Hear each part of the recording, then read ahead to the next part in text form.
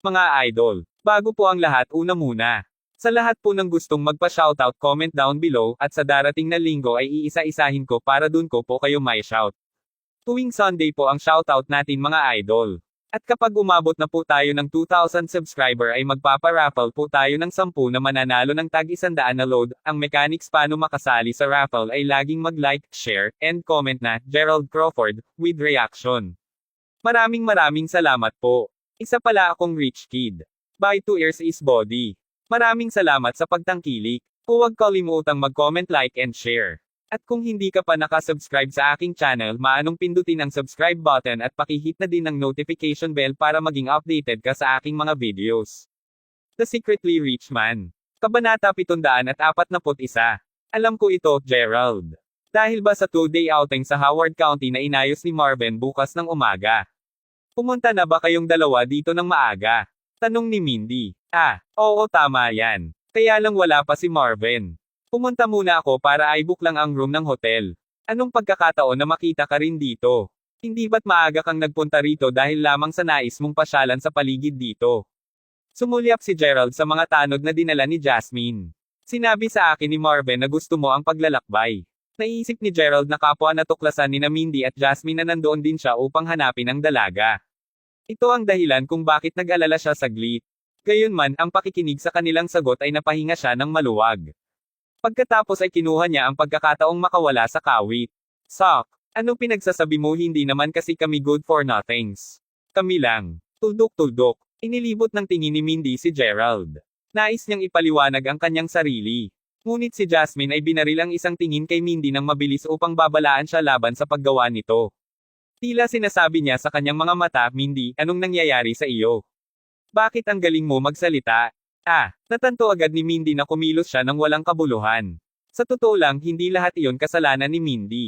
Sa kabila ng katotohanang kapwa sina Mindy at Jasmine ay palaging napanatili ang isang cool at malayong pag-uugali, naintindihan nila ng mabuti ang bawat kaklase. Hindi nila ito malinaw na ipinakita, ngunit palagi nilang pinagtsismisan ang mga bagay na tulad nito, tulad ng ibang mga batang babae alinman sa paglalakad nila pauwi, o kung nasa bahay talaga sila. Tatalakayin nila ang mga nakakatawang bagay na nangyari sa klase, ang mga gwapong lalaki na nakita nila at ang mga kalalakihan na, kahit hindi gwapo, ay napakaganda sa kanila. Pinagtsismisan nila ang halos lahat ng kaklase. Hindi mahalaga kung gaano kapansin-pansin ang kanilang mga karanasan, sila ay mga batang babae pa rin sa buong buhay. Sa kasalukuyan, ang kanilang paksa ng talakayan ay tungkol kay Ferald. Pagkatapos ng lahat, sila ay medyo na-expose sa kanyang tunay na pagkatao. Naging pamilyar sila kay Gerald. Pangalawa, ang damdaming ibinigay ni Gerald sa kanila ay malinaw na walang maihambing sa ibang mga lalaki. Bahagi ito ng dahilan kung bakit laking gulat ni Mindy nang natural niyang masimulan ang isang pakikipag-usap kay Gerald nang walang kahirap-hirap. Dali-dali niyang tinakpan ang kanyang bibig. Sa kabilang banda, sinulyapan lamang ni Jasmine si Gerald bago umakyat sa itaas kasama ang kanilang mga alipors. Nataranta si Gerald. May kakaiba. Kung pinalo ako ni Jasmine dito at nakita muna ang maid, dapat umalis na siya sa lugar na ito, hindi? Bakit nandito pa rin siya sa Howard County? Kung hindi si Jasmine ang naglayo sa dalaga na iyon, sino ito? Mukhang kakailanganin kong maghintay para sa pagbabalik ng aking mga nasasakupan bago ko malaman ang higit patungkol sa mga nakakatawa na detalye ng sitwasyon. Jasmine, I'm really sorry. Masyado akong nasasabik na pigilan ang sarili ko ngayon lang. Hindi ako makapaniwala na kinausap ko si Gerald tungkol sa maraming bagay. Pagkapasok nila sa silid, hinawakan ni Mindy ang kamay ni Jasmine at sinabi, ayos lang. Mag-ingat sa susunod. Bagaman mayroon kaming higit na kalayaan ngayon kumpara sa nakaraan, kailangan pa rin nating panatilihin ang isang mababang profile. Mapait na ngumiti si Jasmine at sinabi, alam ko, hindi ko talaga uulitin ang aking pagkakamali sa susunod. Inilabas ni Mindy ang dila. Ang misyon na ito ay malinaw na mapanganib, ngunit nakaya naming malampasan ito ng walang pinsala. Gayunpaman, hindi ko pa rin maintindihan kung bakit ang tigas ng ulo niya. Napakahalaga sa kanya ng kahon na iyon. Saan natin ito mahahanap? Jasmine, ano ang susunod mong plano na gawin? Tanong ni Mindy. Ngunit binigyan ulit ni Jasmine ng sulyap si Mindy. Mindy, nagsisisi talaga ako sa pagsama mo sa akin. Bakit mo kailangang sabihin ng malakas ang lahat sa tuwing? Mag-ingat na ang mga pader ay may tainga. Huling inilabas ni Mindy ang dila niya bago niya tinakpan kaagad ang kanyang bibig. Mula ngayon, nais kong ipagpatuloy ang aking dating sarili at maging malamig at malayo. Wala na akong masyadong sasabihin simula ngayon. Sabi ni Mindy. Kabanata 742. Hindi mo kailangang maging ganoon. Upang maging lantad, ang pagsubaybay sa isang bagay ay madaling malabo. Ang pinag-aalala ko ngayon ay talagang may isa pang pangkat na mga maimpluwensyang tao na nagbabahagi ng parehong hangarin sa amin. Tulad ng kung iyon ay hindi sapat na masama, tila ang kanilang antas ng kadalubhasaan ay katumbas ng mga profesional na mayroon tayo sa aming koponan. Iyon ang kailangan kong mag-alala. Ipinamasahe ni Jasmine ang kanyang kilay habang sinabi niya mukhang mauna na kami sa kanila. Ngunit hindi ito kapaki-pakinabang tulad ng iniisip mo. Nasa labas kami ngunit ang aming mga kaaway ay nakatago pa rin sa amin. May posibilidad na maglunsad sila ng isang sorpresang atake sa anumang sandali. Mas masahol pa rin, ang aming pamilya Fenderson ay maaaring mailantad ng ganoon. Hindi natin alam kung sino sila. Iyon ang dahilan kung bakit ako ay kumikilos ng malungkot at pagkabalisa sa lahat ng ito habang. Haha, ganoon ba? Ngayon madali ang PC. May paraan ako. Masayang sabi ni Mindy. Ikaw. Ngumiti ng bahagya si Jasmine. Jasmine, baka isipin mo na ako ay isang batang babae na walang pakialam. Ngunit medyo matalino din ako. Ito ay higit pa o mas kaunti tulad ng werewolf game na gusto kong maglaro. Sabi ni Mindy. Umiling si Jasmine. Hindi ko maintindihan. Napakadali. Sa kasalukuyan, hindi ka ba natatakot na ilantad ang iyong sarili ng higit? Maghanap tayo ng isang bagay upang maitago ka. Pagkatapos nito, maaari nating pukawin ang pagkalito sa kanilang mga ranggo. Sa ganoong paraan, may tatago ka sa dilim. Ang aming pamilya Fenderson ay may tago din sa kadiliman. Kailangan mo lang kumilos sa dati mong ginagawa. Sabi ni Mindy. Ang sinabi mo ay medyo lohikal. Ibig mong sabihin ay hindi namin kailangang salakayin ang aming utak upang labanan ang pangkat ng mga tao. Gayunpaman, kailangan nating maghanap ng ibang tao upang kumilos bilang isang ruse. Maaari pa tayong magkaroon ng pagkakataong maakit ang mga taong nagtatago sa dilim sa una.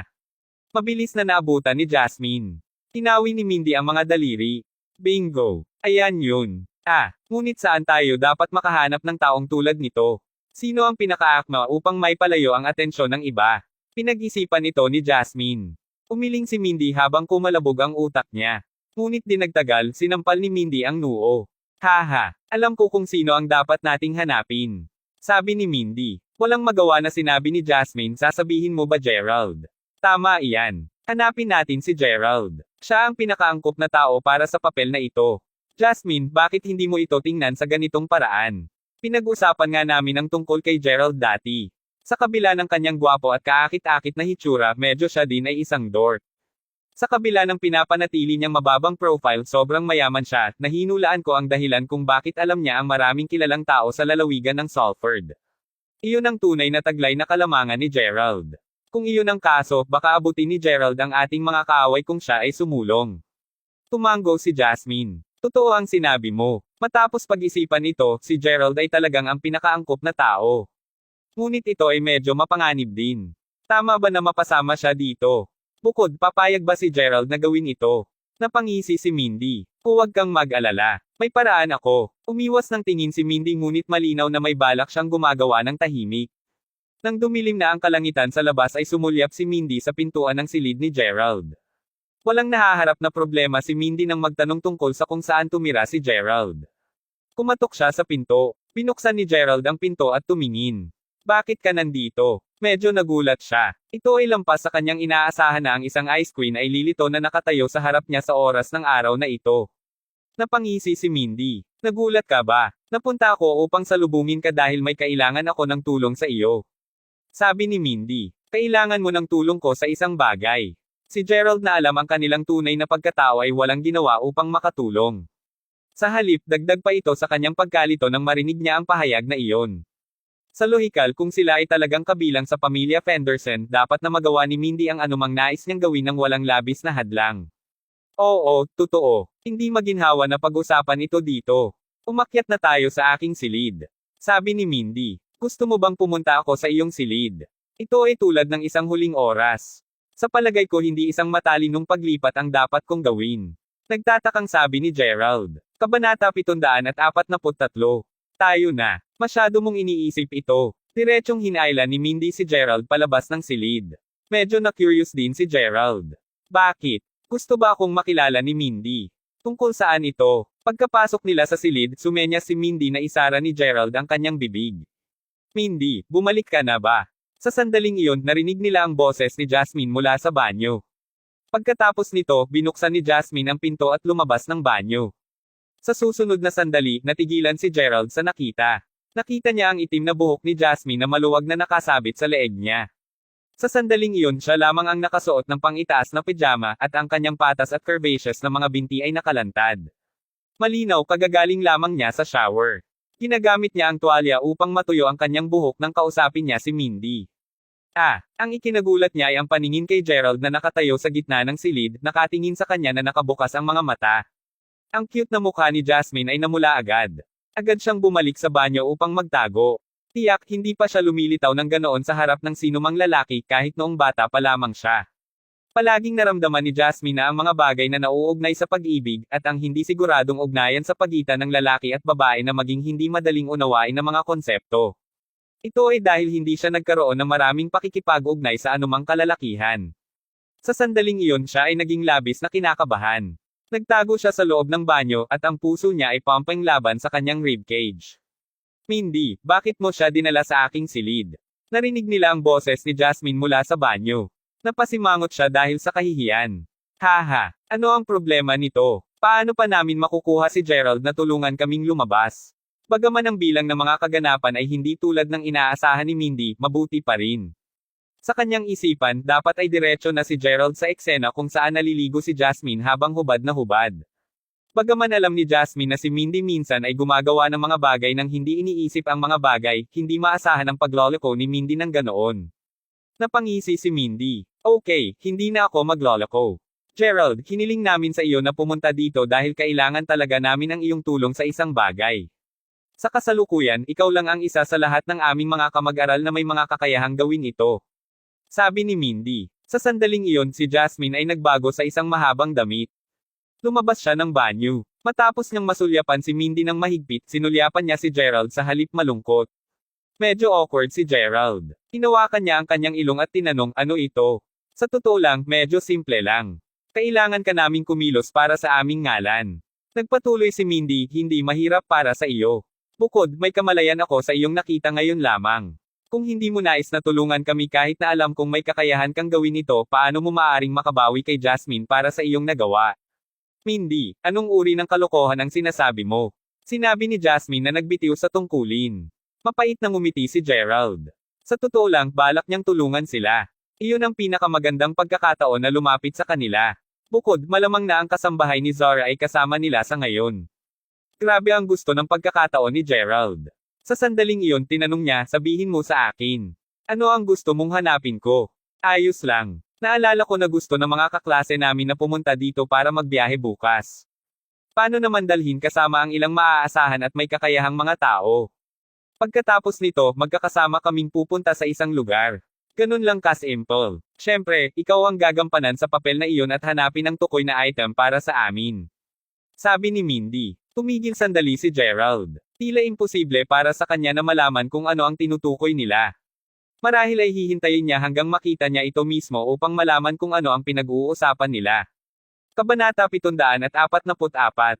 Tumango naman si Gerald. Sigurado. Pagkaalis niya ay kinurot ni Jasmine ang tainga ni Mindy.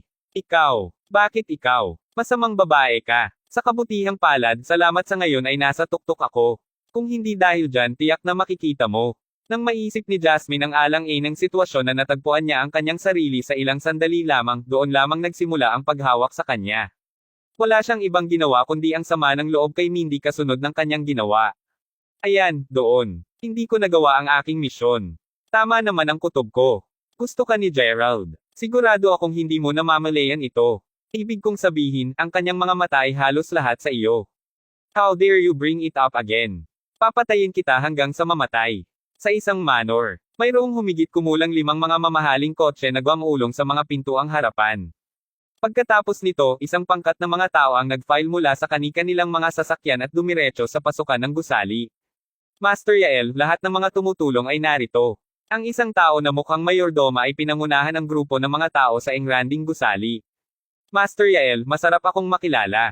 Maaari mo bang sabihin sa amin kung bakit hiniling sa amin ni Jilong na pumunta dito? Ang taong nagsalita ay isang dayuhan. Ngunit ang kanyang mga mata ay mabangis at malamig. Tila halos kung ang kanyang emosyon ay sinakal hanggang sa mamatay noong unang panahon. Siyempre, sigurado akong sinabi sa iyo ni Eunice ang tungkol dito bago ito. Ngayong nandito ka na lahat, kailangan mong pakinggan ang bawat utos ko. Hayaan mo akong prangkahan kita. Kinakailangan ko ang iyong tulong sa pag-agaw sa isang tiyak na individual. Si Master Yael ay si Yael Skyler. Sa sandaling iyon, lumitaw siyang malubha. Ang butler ay nag-abot ng litrato sa taong lumitaw na pinuno ng pangkat. Babae lang naman. Master Yael, kailangan mo bang makisali sa maraming tao dito? Ang kabataang lumitaw na pinuno ay inilagay ang litrato sa isang hindi kasuklam-suklam na ekspresyon.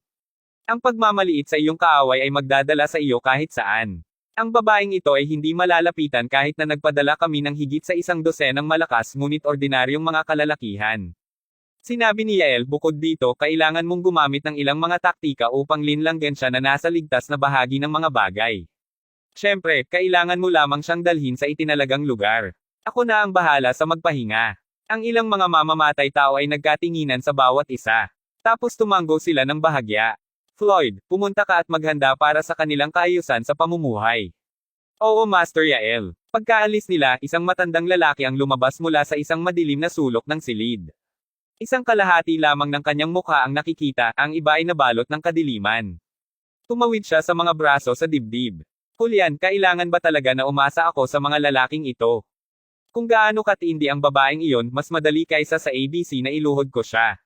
Sabi ni Yael na may galit na tono. Tama ka, ngunit hindi sa kabuuan. Kung ang pangyayaring ito ay isiwalat sa pamilya Fenderson, ang pamilyang Skyler ay hindi maiiwasang mapunta sa isang masamang oras. Marunong lamang na gamitin natin ang mga lalaking ito upang mapakinabangan tayo. Sinabi ng matandang iyon. Totoo yan. Ngunit nagtataka ako kung ano ang nangyayari sa pamilya Fenderson. Hindi ba dapat na-grounded si Jasmine sa lahat ng oras? Nakakagulat, pinayagan nila siya na pumunta sa Howard County para sa isang bagay. Nagtanong ang aking mga sakop tungkol dito at tila, narito sila upang maghanap para sa isang bagay. Hindi ko alam kung ano ang hinahanap nila. Sinabi ni Yael, ngunit hiniling sa akin ng aking ama na imbestigahan ko ito ng lubusan. Jasmine, hindi mo pa ako pinahahalagahan kaya huwag mo akong sisihin sa pagiging malupit ko. Sa oras na ito, nanunumpa ako na gagawin kitang babae. Naiisip niya tuloy ang araw na sinampal siya ni Jasmine sa harap ng lahat. Ang masakit na sensasyong iyon ng kahihiyan ay agad na nilamon siya. Ngayon, makakalikha siya ng kaunting problema para sa pamilyang Fenderson kung inagaw niya si Jasmine. Bukod, ang isang mahinang punto ay nagsiwalat na mismo kay Yael para siya ay pagsamantalahan at makalusot sa pamilyang Fenderson, si Mindy. Ito ay tulad ng sinasabi nila pagpatay ng 2 ibon gamit ang isang bato. Tama si Julian. Maaaring may tago siya sa dilim ng natural kung humingi siya ng tulong kay Eunice mula sa Yanken.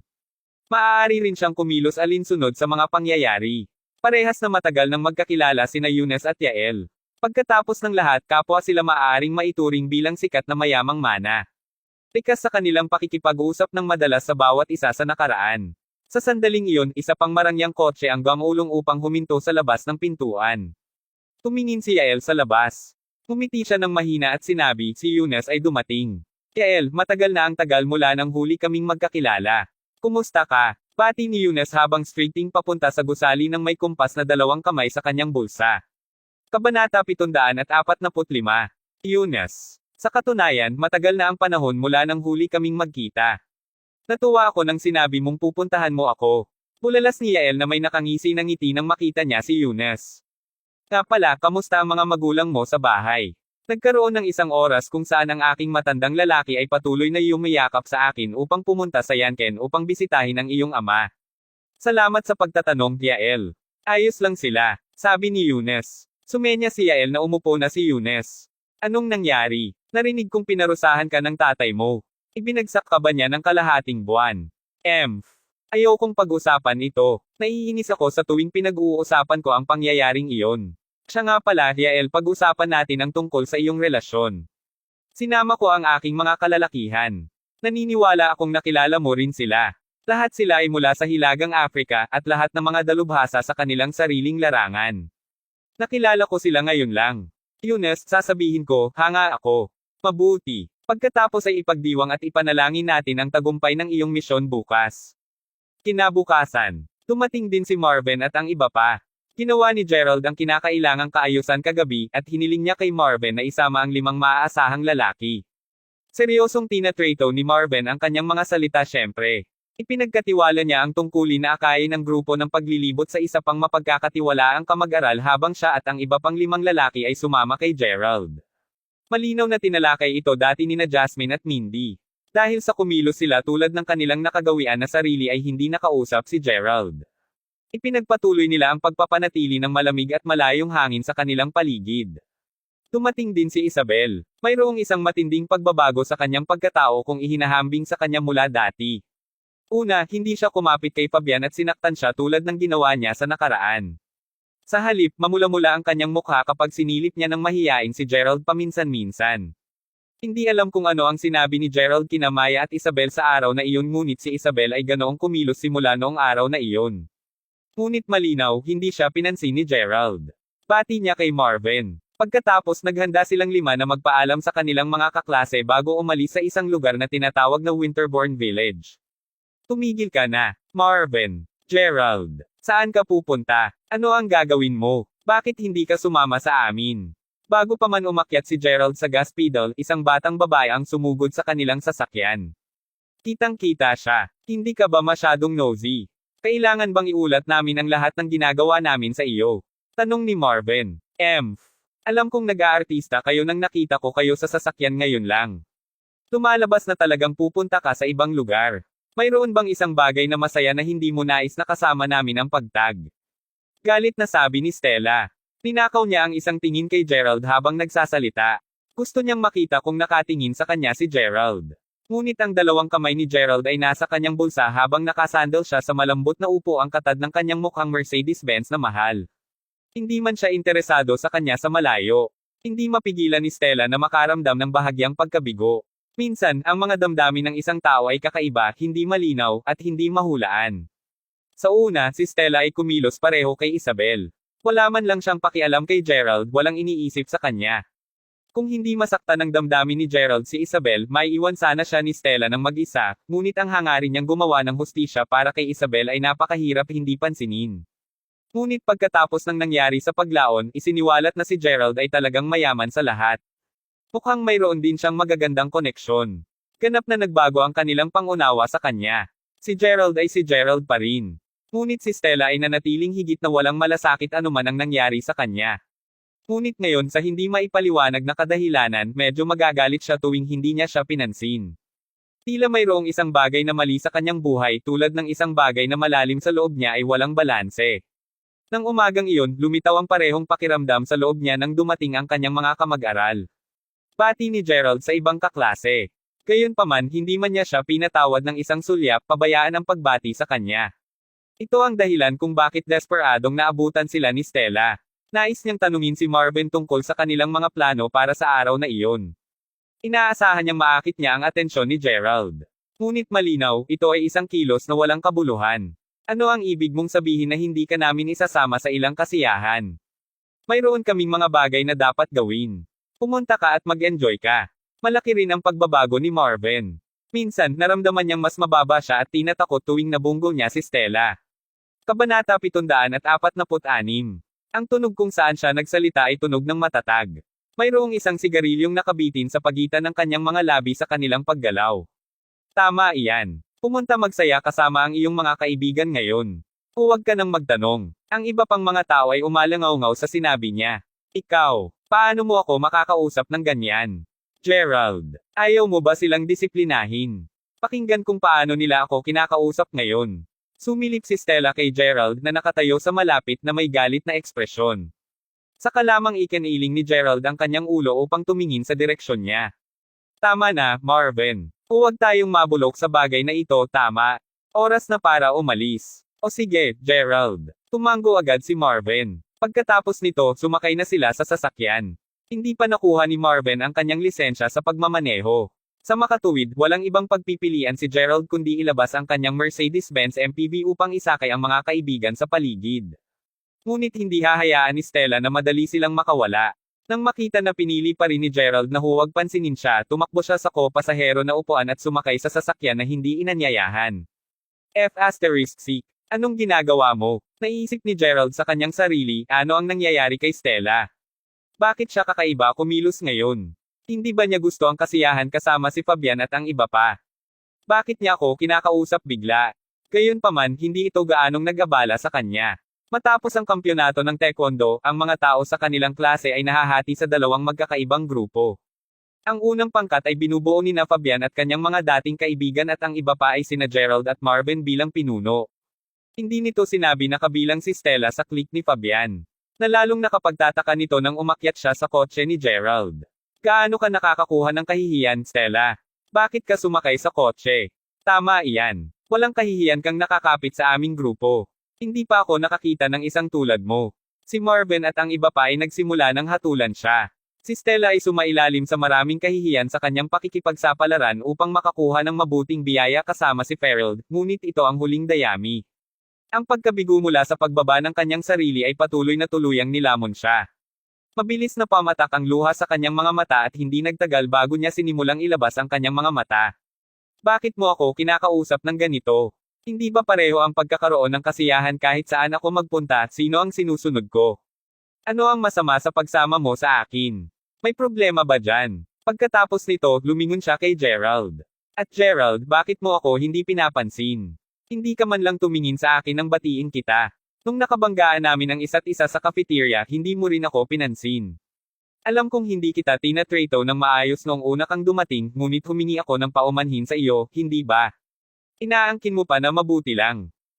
Ginawa ko. Natigilan si Gerald. Oo, ginawa mo. Binibigyan mo ako ng malamig na balikat sa nagdaang 2 araw. Hindi mo ako binati, ni hindi man lang ako tinignan. Sabi ni Stella. Napakamot sa ulo si Gerald. Siguro nakalimutan ko na ito. Kamakailan lamang si Gerald ay maraming bagay na bumibigat sa kanyang isipan. Paano niya maaasahan na maaabala siya sa mga walang gaanong bagay? Bilang karagdagan, si Stella ay ang uri ng batang babae na nagustuhan ng isang mabuting hamon. Kapag tinutugunan ang ganoong uri ng batang babae, ang pinakamahusay na pamamaraan ay ang pagluwag ng mga renda upang maiikot siya sa huli. Habang hindi mo siya pinansin, mas gusto mo ang atensyon mo. Siyempre, hindi ito gaanong pinag-isipan ni Gerald. Nang makita na lumuha si Stella, nagsimulang umawa ng kaunti si Gerald sa kanya. Pagkatapos ng lahat, wala talagang matigas na damdamin sa pagitan nila. Tumango siya ng bahagya. Ayos lang. Sa tingin ko ayos lang kung sakay ka namin. Kung nais mo, sumama ka sa amin. Napahinto bigla si Stella. Mabuti. Maaari akong pumunta at bumili ng inumin para sa inyo. Sabi niya. Si Marvin, na nakaupo sa likurang upuan, ay may form na goosebump sa buong katawan nang mapansin niya kung gaano kabilis nagbago ang ugali ni Stella. Damn! Ang kanyang kalooban ay nagbago ng mas mabilis kaysa sa kidlat. Nagpatuloy si Gerald para sa kanilang pupuntahan. Sa kabilang panig, parehong nagkasulyapan sina Jasmine at Mindy. Pumakbang din sila sa gas pedal at sumunod sa likod ng sasakyan ni Gerald. Gayunpaman, ilang sandali matapos magsimulang gumalaw ang kanilang mga kotse, biglang lumitaw sa paligid ng 8 mga mamahaling kotse sa parehong mga pako at diretso sila patungo sa kotse ni Jasmine. Kabanata 747. Ang Winterbourne Village ay isang bato ang layo mula sa Howard County. Natagpuan nila ang pamilya na tinukoy ni Mindy para sa kanila na hanapin pagdating sa kanilang patutunguhan. Isang babaeng nasa edad na ang nagbukas ng pintuan para sa kanila. Ang pinaghiwalay niya sa sinumang ibang babae na kaedad niya ay ang mga peklat na nasunog na naminta sa kanyang buong mukha. Tila siya ay takot sa kanilang presensya. Sino ang hinahanap mo? Ang babae ay kitang-kita na natigilan kay Gerald at nang hindi na ipahayag na pagdating ng mga kaibigan. Ibinaba niya ang kanyang ulo upang maitago ang kanyang mga peklat, marahil ay dahil sa kahihiyan o marahil sa takot na takutin ng mga hindi kilalang tao. Ma'am, masarap makilala kayo. Maaari ko bang malaman kung pinsan mo si Zinnia? Sinabi niya na hiniling niya sa iyo na panatilihin ang isang bagay na espesyal para sa kanya. Narito kami upang kunin ito. Sinabi niya sa amin na mauunawaan mo ito pagkatapos basahin ang liham na ito. Naglakad si Jasmine at sinabi habang inaabot sa kanya ang isang sulat. Tiningnan ng babae ang sulat. Pagkatapos ay ninakaw niya ang isang pares na tingin kay Jasmine bago tumango bilang sagot. Napakahusay, naiintindihan ko na. Maaari mong kunin ito. Inanyayahan ng babae si Gerald at pumasok sa kanyang bahay. Ang item na hiniling sa kanila ni Zinnia na kunin ay isang malaking kahoy na dibdib. Kailangan nila ng hindi bababa sa ilang mga tao upang madala ang bagay na iyon sa paligid. Nang marinig iyon, nagsimulang maghinala si Gerald kung si Zinnia ang kasambahay na hinahanap niya sa lahat ng ito. Tungkol kay Stella, hindi inisip na nandito si Gerald at ang iba pa upang gumawa ng mano-manong paggawa. Hindi naman sila nandito para magsaya. Sa makatuwid, siya ay nasiyahan. Bukod, ang mukha ng babaeng iyon ay medyo nakakatakot. Ilang beses pa niyang sinilip ang mukha ng babae at maya-maya pa ay lumitaw ang mga gansa sa buong balat niya. Nanatili si Stella sa labas ng bahay nang igalaw ni Gerald at iba pa ang mabigat na dibdib. Dahil sa inip, naglakad-lakad siya sa paligid ng bahay. Bigla, napansin ni Stella ang isang convoy ng mga mamahaling kotse na ligid sa pasukan ng baryo. Si Stella ay ang uri ng batang babae na matapang ngunit maingat. Napagtanto niya kung gaano kakaiba ang pagkakaroon ng mga sasakyang ito. Dahil napansin niya ang mga kotseng papunta doon. Ngunit hindi siya makakagawa ng anumang konklusyon sa ngayon. Mula sa malayo, nakita niya na ang mga kotse ay puno ng mga tao. Pinukaw nito ang kanyang pag-usisa. Dumiretso siya sa bahay. Gerald, maraming sasakyan sa labas. At lahat sila ay puno ng mga tao sa loob. Sabi ni Stella. Natigilan si Mindy. Pagkatapos nito, tumakbo siya sa labas upang tingnan agad. Jasmine, Gerald, may mali. Tama siya. Dumiretso sila para sa atin. Nag-aalala ng hop up and down si Mindy. Bahagyang nakasimangot si Jasmine. Naging maingat siya. Upang makapaglaro ng ligtas, pinigilan pa niya ang pagdala ng kanyang mga nasasakupan. Kumilos siya na para bang papunta lang siya kasama ang kanyang mga kaibigan sa isang masaya at maliit na paglalakbay. Nagulat siya, may isang taong gumagalaw sa bawat galaw nila. Ano ang dapat nating gawin ngayon? Si Jasmine ay binilisan. Naguluhan din si Gerald. Man. Hindi ko rin dinala ang aking mga nasasakupan. Bakit maraming grupo ng mga tao? Jasmine, ikaw at ang iba ay mabilis na pumunta sa aking silid. Sa sandaling iyon, ang babaeng ang mukha ay may paso ay humawak sa braso ni Jasmine. Inakay niya si Gerald at ang iba pa sa isang silid sa loob ng bahay. Tinaas niya ang isang frame ng kama, inilalantad ang isang nakatagong daanan sa ilalim. Napatingin si Jasmine sa babae na may isang puzzled expression. Sinabi ng babae, ang pinsan ko ay madalas na nanatili sa nakaraan. Palaging may mga taong darating upang hanapin siya kaya mayroon kaming ganitong uri ng daanan sa pareho naming mga tahanan. Simula nang hiniling ka ng pinsan kung pumunta ka at makipagkita sa akin, alam kong may tiwala ka sa kanya. Sumama ka sa akin. Tumango si Jasmine. Hindi mapigilan ni Gerald na titigan ang babae. Pakiramdam niya ay nakilala niya ang babaeng iyon saan man sa nakaraan, at pamilyar siya. Ngunit kahit anong pilit niya, hindi niya lang maalala kung saan niya siya nakilala dati. Wala siyang ideya kung kaninong buntot ang tinadyakan niya sa oras na ito para sila ay dumiretso para sa kanya. Kaya lang niya tumalon sa daanan kasama ang iba pa. Hindi nagtagal, ang grupo ng mga kalalakihan ay pumasok sa bahay ng babaeng hindi inanyayahan. Malinaw na dumating sila para kina Jasmine at Mindy. Anong napapanahong ulat na ibinigay mo? Kabanata 748. Napayuko si Gerald sa loob ng masikip na daanan. Sinulyapan niya ang mukha ni Stella. Pinakinggan niya saka ang ingay sa labas. Malinaw, ang mga taong iyon ay hindi susuko sa kanilang paghahanap sa lalong madaling panahon. Binabaligtad nila ang bawat bato sa kanilang paghahanap para sa kanilang mga target.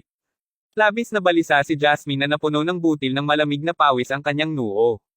Walang paraan upang makatakas ito kung hahayaan nilang magpatuloy ang mga bagay nang hindi kumikilos. Si Gerald ay nasa likuran ng pangkat at si Stella ay nasa tabi lamang ni Gerald. Sa sandaling iyon, gumawa si Gerald ng isang kaakit-akit ngunit siksik na instrumento mula sa kanyang bulsa. Nagulat si Stella nang makita ang instrumentong iyon. Maaari niyang sabihin na ito ay isang bagay na pambihira, isang bagay na hindi mo makuha sa regular na merkado ng consumer. Sumenya sa kanya si Gerald na manahimik na lang. Pagkatapos nito, pinindot niya ang isang pindutan sa aparato na malamang na gumawa ng isang signal ng pagkabalisa. Ano ito? Ang bagay ba na ito ang magliligtas sa ating buhay? Tanong ni Stella na nanlaki ang mga mata. Diniinan ni Gerald ang kanyang ulo at bulong sa tainga, kalimutan mo ang anumang nakita mo. Huwag magluwa ng kalokohan. Masiglang tumango si Stella. Tulad ng pagkausyoso niya pagdating sa abnormal na pagtingin na aparato, mas nag-uusisa siya sa kahulugan sa likod ni Gerald na gumawa ng pisikal na pakikipag-ugnay sa kanyang ulo. At nanatili sila sa daanan ng halos 10 minuto. Sa sandaling iyon, nakarinig sila ng isang maingay na ingay mula sa kalangitan sa labas. Ano ang ingay nun? Boss, may mali. Napapaligiran kami. Mayroong halos 10 mga helikopter sa itaas sa amin na nagmula sa wala kahit saan. Kung hindi tayo aalis ngayon, magiging huli na. Di nagtagal ay narinig nila ang mga taong sumisigaw sa labas. Ano? F***. Umatras kaagad. Pagkatapos nito, narinig nila ang ingay na maraming lalaki na nagmamadaling lumabas ng bahay. Nanlaki ang mga mata ni Stella. Malinaw na nagulat siya sa malakas na sinabi ng mga kalalakihan. Wow! Inutusan ni Gerald ang mga helikopter na ito bilang mga pampalakas. Totoo ba iyan? Sino nga ba si Gerald? Ginito ba kalakas ang mga mayayaman na bata ngayon?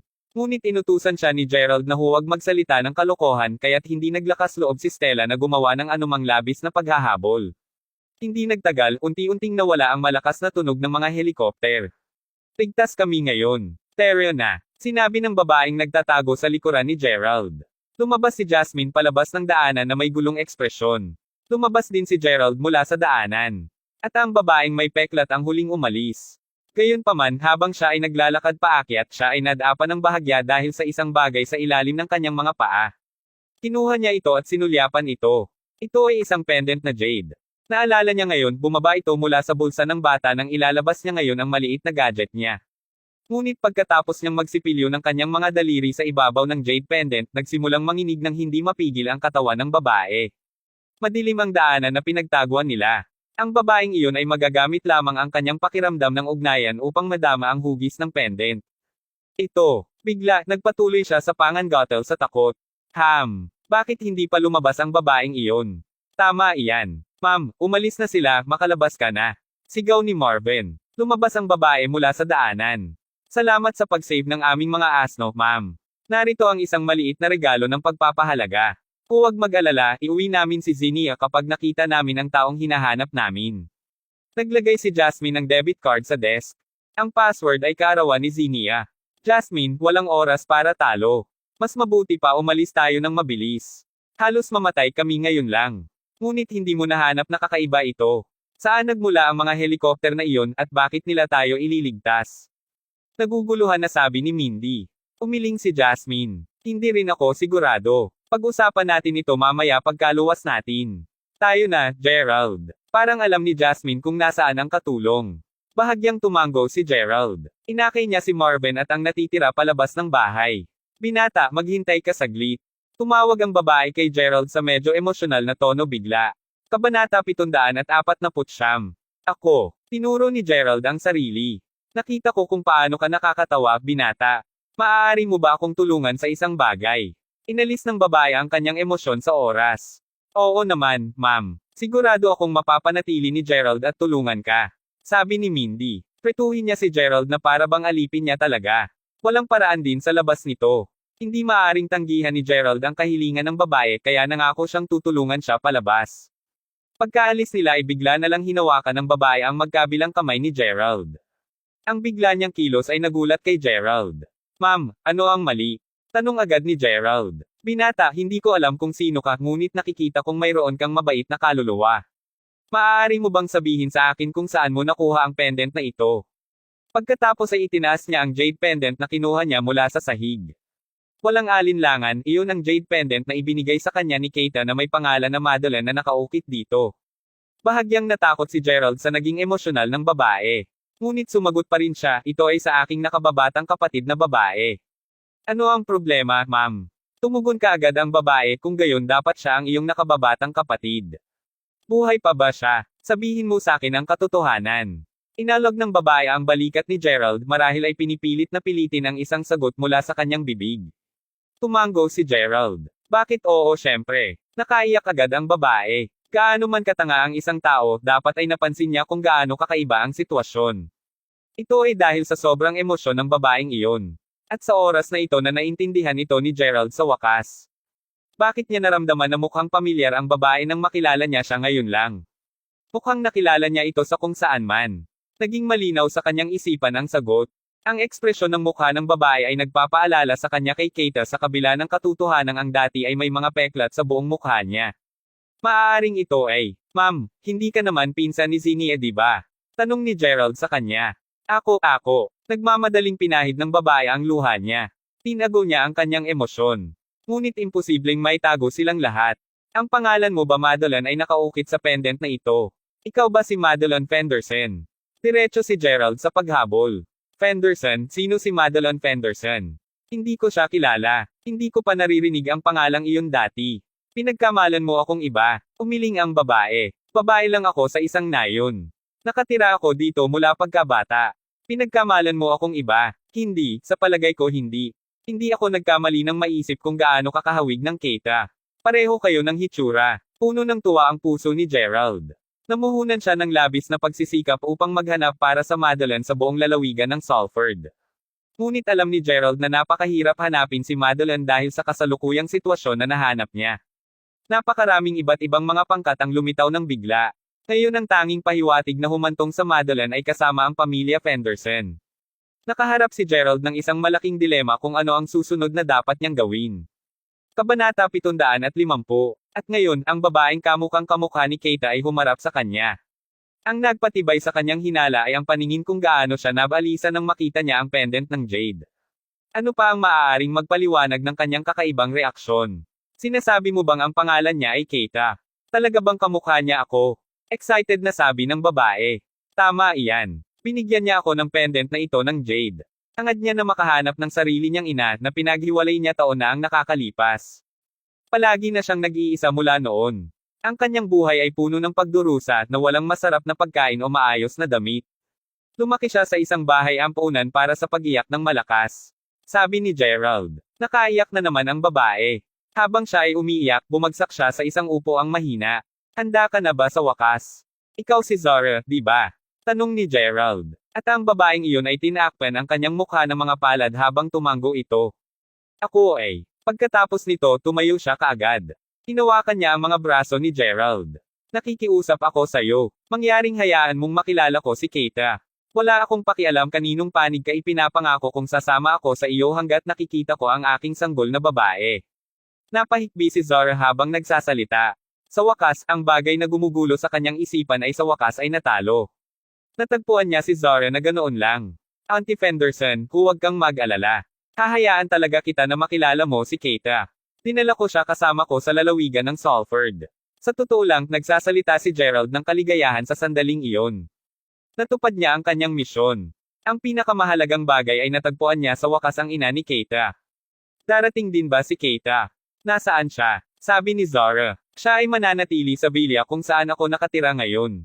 Sa sandaling nakilala ni Gerald si Zara, naramdaman niya na kakaiba ang pagiging palakaibigan niya sa kanya sa hindi maipaliwanag na dahilan. Tinanong niya, Auntie Fenderson, alam ko na sikat ka sa kagandahan noon. May nangyari ba sa iyo pagkatapos nito? Hinawakan ni Zara ng bahagya ang mga pisngi niya. Pinag-uusapan mo ba ang tungkol sa aking mukha? Tumango si Gerald. Ako mismo ang Samira. Dapat mong magkaroon ng kamalayan kung gaano karaming mga tao ang naghahanap sa akin. Wala akong ibang pagpipilian upang maitago ang aking pagkakakilanlan. 20 taon na ang nakalilipas, sinira ko ang aking mukha gamit ang aking sariling mga kamay. Mula noon nanatili ako sa Winterbourne Village sa Salford Province. Palagi akong nakikipagtulungan kay Zinnia ng ganito. Kung may makahanap sa kanya, gagamitin niya ang taktika na ito upang makatakas. Sigurado ako na hindi inisip sa kanila na ang pangit na babaeng ito ang talagang Zara na hinahanap nila. Kung hindi ko nakita ang jade pendant na ibinagsak mo, sigurado akong hindi ka nagkaroon ng hinala, tama ba ako? Sabi ni Zara. Oo, hindi ko sana iniisip ang tungkol dito. Noong una, hindi ko mapigilan ng mabuti ang aking emosyon nang makita ko ang batang babae na sumama sa iyo. Siya si Jasmine, hindi ba? Anak siya ng aking kuya, hindi ba?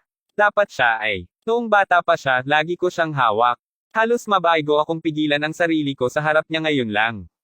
Dahil hindi ko na nais na makilala pa ang sinumang mula sa pamilya Fenderson. Iyon ay kahit papaano hanggang sa makuha ko ang pendant ng jade na iniwan ko para sa aking anak na babae. Nawalan ako ng kontrol sa sarili ko noon. Ang aking anak na babae. Namimiss ko siya araw-araw. Ang bawat araw sa aking buhay ay nasa pagdurusa mula sa labis kong pagkamis ko sa kanya. Kinamumuhian at sinisi ko ang Diyos ng hindi mabilang na beses sa pagiging hindi patas sa akin. Ngunit ngayon, sa wakas ay nagbago ang isip ng Diyos. Ang aking anak na babae ay buhay pa rin, at sa wakas ay makikita ko na siya. Umiyak si Zara habang sinasabi ang mga salitang iyon. Tiyak na naiintindihan ni Gerald ang kanyang emosyon. Nga pala, binata, ano ang pangalan mo? Narinig ko kung paano ka tinugunan ni Mindy ngayon lang. Ang pangalan mo ba Gerald Crawford? Ikaw ba ay kabilang sa pamilyang Crawford na mula sa North Bay? Tanong ni Zara. Ako. Nagulat si Gerald sa bilis ng pagkuha ng impormasyon ng babaeng ito. Nag-aalangan siyang tumugon sa tanong nito. Dapat ikaw. Alam ko na ikaw ang tumawag sa mga helikopter na iyon. Hindi ba iyon ang satellite device na komunikasyon na pagmamayari ng iyong pamilya? Aling henerasyon ng pamilyang Crawford ay kabilang ka? Kilala mo ba si Peter Crawford? Nagtanong ng ilang mga katanungan si Zara ng mabilis. Sinuko ni Gerald ang kanyang pagtatangka na panatilihin ang kilos.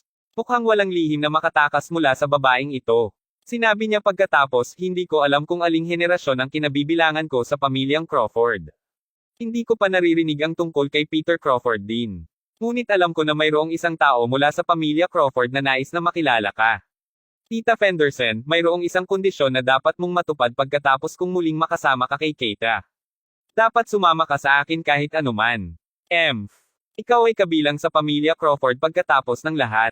Naiintindihan ko, Gerald. Sasamahan kita pagkatapos kung makilala ang aking anak na babae. May kamalayan ako na lumitaw ang sama ng loob dahil sa tayong dalawa noon. Marahil oras na rin sa wakas upang malutas natin ang hindi pagkakaunawaan, hindi. Hinawakan ni Zara ang ulo ni Gerald tulad ng pagtapik sa kanyang anak. Pagkatapos nito, sinabi niya, ngunit Gerald, mayroon din akong sariling kondisyon. Hindi ko alam kung anong klaseng relasyon ang mayroon ka sa pamangkin kong si Jasmine. Ngunit nais kong ipangako mo sa akin na hindi mo ilalantad sa publiko ang aking pagkakakilanlan lalo na sa pamilyang Fenderson. Okay lang ba yun? Panipi. Kabanata 751. Binigay agad sa kanya ni Gerald ang kanyang salita. Alam niyang ang pamilya Fenderson ay nasa labas pa rin na hinahanap si Zara. Siyempre, hindi siya tanga at hindi nais na lumikha ng hindi kinakailangang kaguluhan para sa kanyang sarili. Ngunit sa parehong oras si Gerald ay medyo mausisa tungkol sa kung ano ang nangyari sa pagitan ni Zara at ng kanyang sariling pamilya sa mga nakaraang taon. Nais niyang malaman sa kung anong paraan siya nakaugnay kay Keita. Napagtanto na si Gerald ay nagtanong sa kanya tungkol dito, naging totoo si Zara, at sinimulan niyang ibuhos ang katotohanan ng hindi pinipigilan. Ito ay isang bagay na kasama ang mga linya ng ito. Si Peter Crawford na binanggit ni Zara ay ang pangalawang batang Panginoon mula sa pamilyang Crawford noon. Bata at gwapo siya. Siya rin ang ama ni Keita. Sa pamamagitan ng lohikal na pagbawas, ang lalaking nagngangalang Peter ay dapat na aking tiyuhin na pinag-usapan ng aking ama noong bata pa ako. Noon, palagi niyang sinasabi sa akin na ang aking tiyuhin ay nagtatrabaho sa labas ng bayan kaya't bihira siyang bumisita sa bahay. Hindi nakakagulat na mayroong pakiramdam ng pamilyar noong nakilala ko si Keita sa unang pagkakataon. Pinsan ko pala si Keita. Ngunit malinaw, ang poot sa pagitan ng pamilya Crawford at ng pamilyang Fenderson ay hindi ganoon kadali. Mula sa sinabi ni Zara, parang gusto ng pamilyang Crawford na makakuha ng isang bagay mula sa pamilyang Fenderson, na kung saan ay kung bakit ang galit sa pagitan nila ay mayroon pa rin pagkatapos ng maraming taon. 20 taon na ang nakalilipas, ipinadala ng pamilya Crawford si Peter bilang isang espiya upang lapitan ang pamilya Fenderson at makuha ang bagay na nais nila. Nakasuot ng matamis na ngiti si Zara nang magsimula siyang ilarawan ang bahaging iyon. Siya ay kaibig-ibig tulad ng isang bulaklak at napakasakit na maganda 2 dekada na ang nakakaraan. Siya rin ang pangulo ng isang malaking nakalistang korporasyon sa ilalim ng pamilyang Fenderson. Tiyak na siya ay isang malakas at malayang babae. At kinailangan ni Peter na mamuhunan ng labis na pagsisikap upang lapitan si Zara. Una, pumasok siya sa departamento ng marketing ng kumpanya. Pagkatapos nito, hinirang siya bilang pangkalahatang tagapamahala ng kumpanya dahil sa kung gaano siya kahusay. Sa loob ng 2 taon, napalapit siya kay Zara. Si Peter ay masamang gwapo. Ang kanyang mga kakayahan sa pagtatrabaho ay napakalakas din. Ito ang 2 maaaring mangyari na mga kadahilanan na nahulog sa kanya si Zara. Ngunit ang pamilyang Fenderson ay may mahigpit na mga alituntunin sa pamilya. Paminsan-minsan, madarama ni Zara ang isang spark of love sa pagitan nila, ngunit dahil sa nasabing mga panuntunan, mabilis niyang binura ang mga damdaming ito at tinanggihan ang kanilang pagkakaroon. Hanggang sa isang susunod na insidente.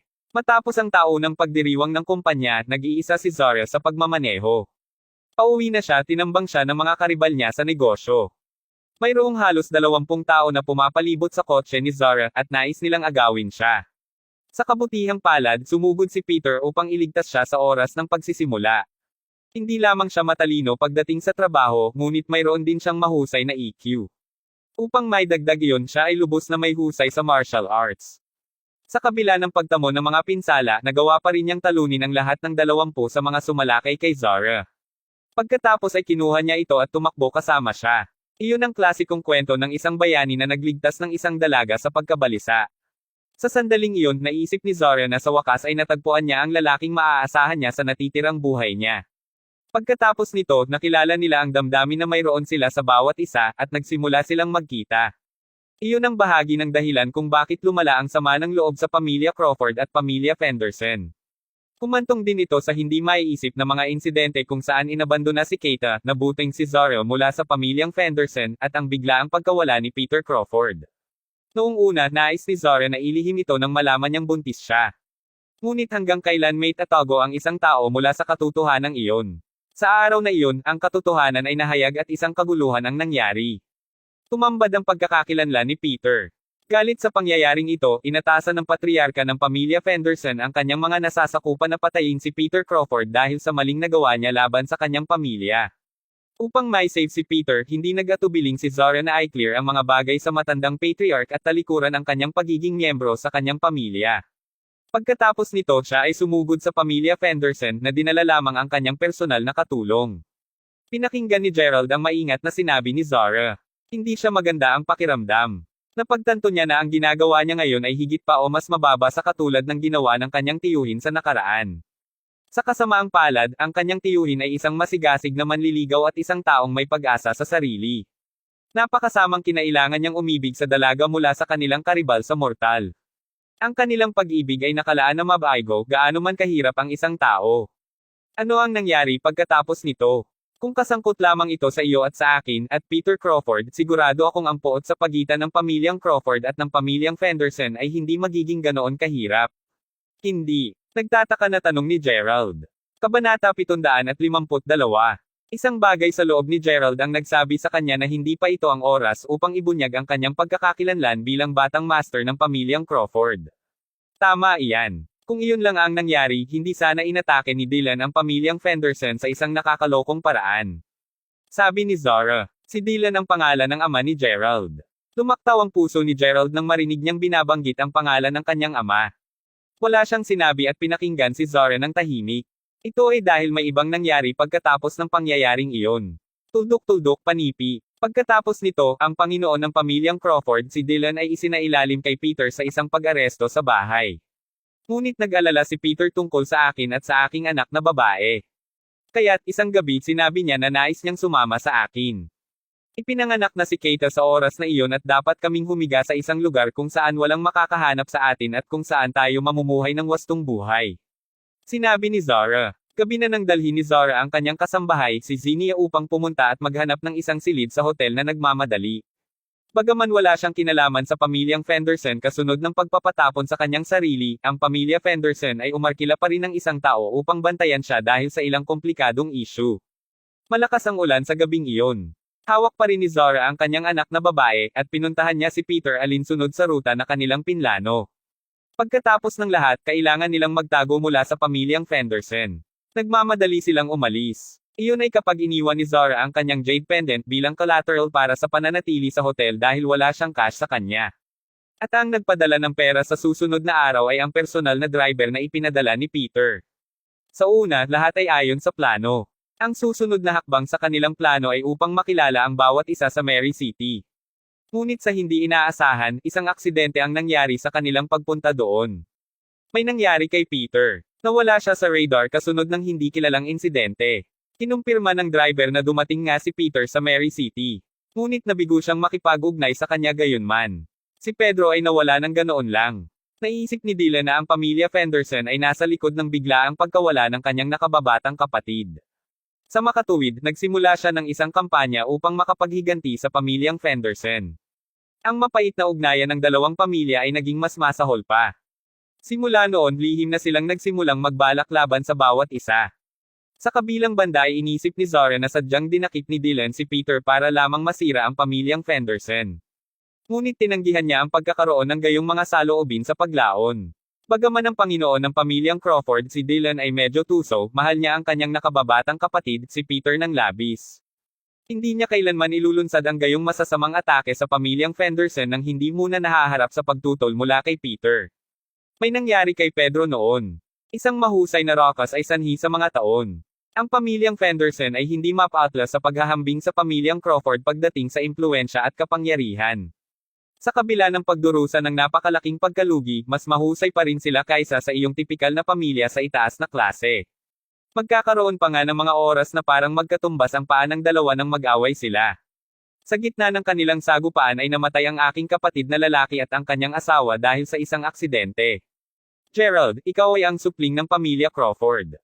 Sigurado ako na alam mo na ang mga inapo ng pamilyang Fenderson ay hindi pinapayagan na umalis sa kanilang bahay, at ang bawat tao mula sa bawat henerasyon ay nakabatay sa loob ng mga hangganan ng kanilang pag-aari. Sa kabilang banda, ang mga inapo ng pamilya Crawford ay kulang sa katanyagan na tinatangkilik ng karamihan sa mga pamilya, at ang bawat tao mula sa bawat henerasyon ay pinalalaki. May kamalayan ka sa mga bagay na ito, hindi ba? Ito ay nauugnay sa alitan sa pagitan ng pamilyang Crawford at ng pamilyang Fenderson na nagaganap sa maraming panahon, ngunit ang mga alitan ay lumala dahil sa alitan sa pagitan namin ni Peter. Tumango si Gerald. Hanggang sa puntong ito lamang nagsimula siyang maunawaan kung ano ang nangyayari sa paligid niya. Hindi nakakagulat na patuloy na sinasabi sa kanya ng kanyang ama na maging mapagpakumbaba at panatilihing isang mababang profile. Kung hindi, may uwi siya agad sa pamilya Crawford. Lumabas na ang pamilya Crawford ay mayroon ding mga kaaway. Gayunpaman, hindi alam ni Gerald kung paano nagsimula ang alitan sa pagitan ng pamilya Crawford at ng pamilyang Fenderson. Ito ay naging malinaw na Zara ay hindi pagpunta sa mag-isip dito pati na rin. Sinimulan niyang ilarawan ang mga pangyayaring sumunod sa pagpapaalis sa kanya sa pamilya. Tinanong niya si Zinnia na maghanap ng matutuluyan.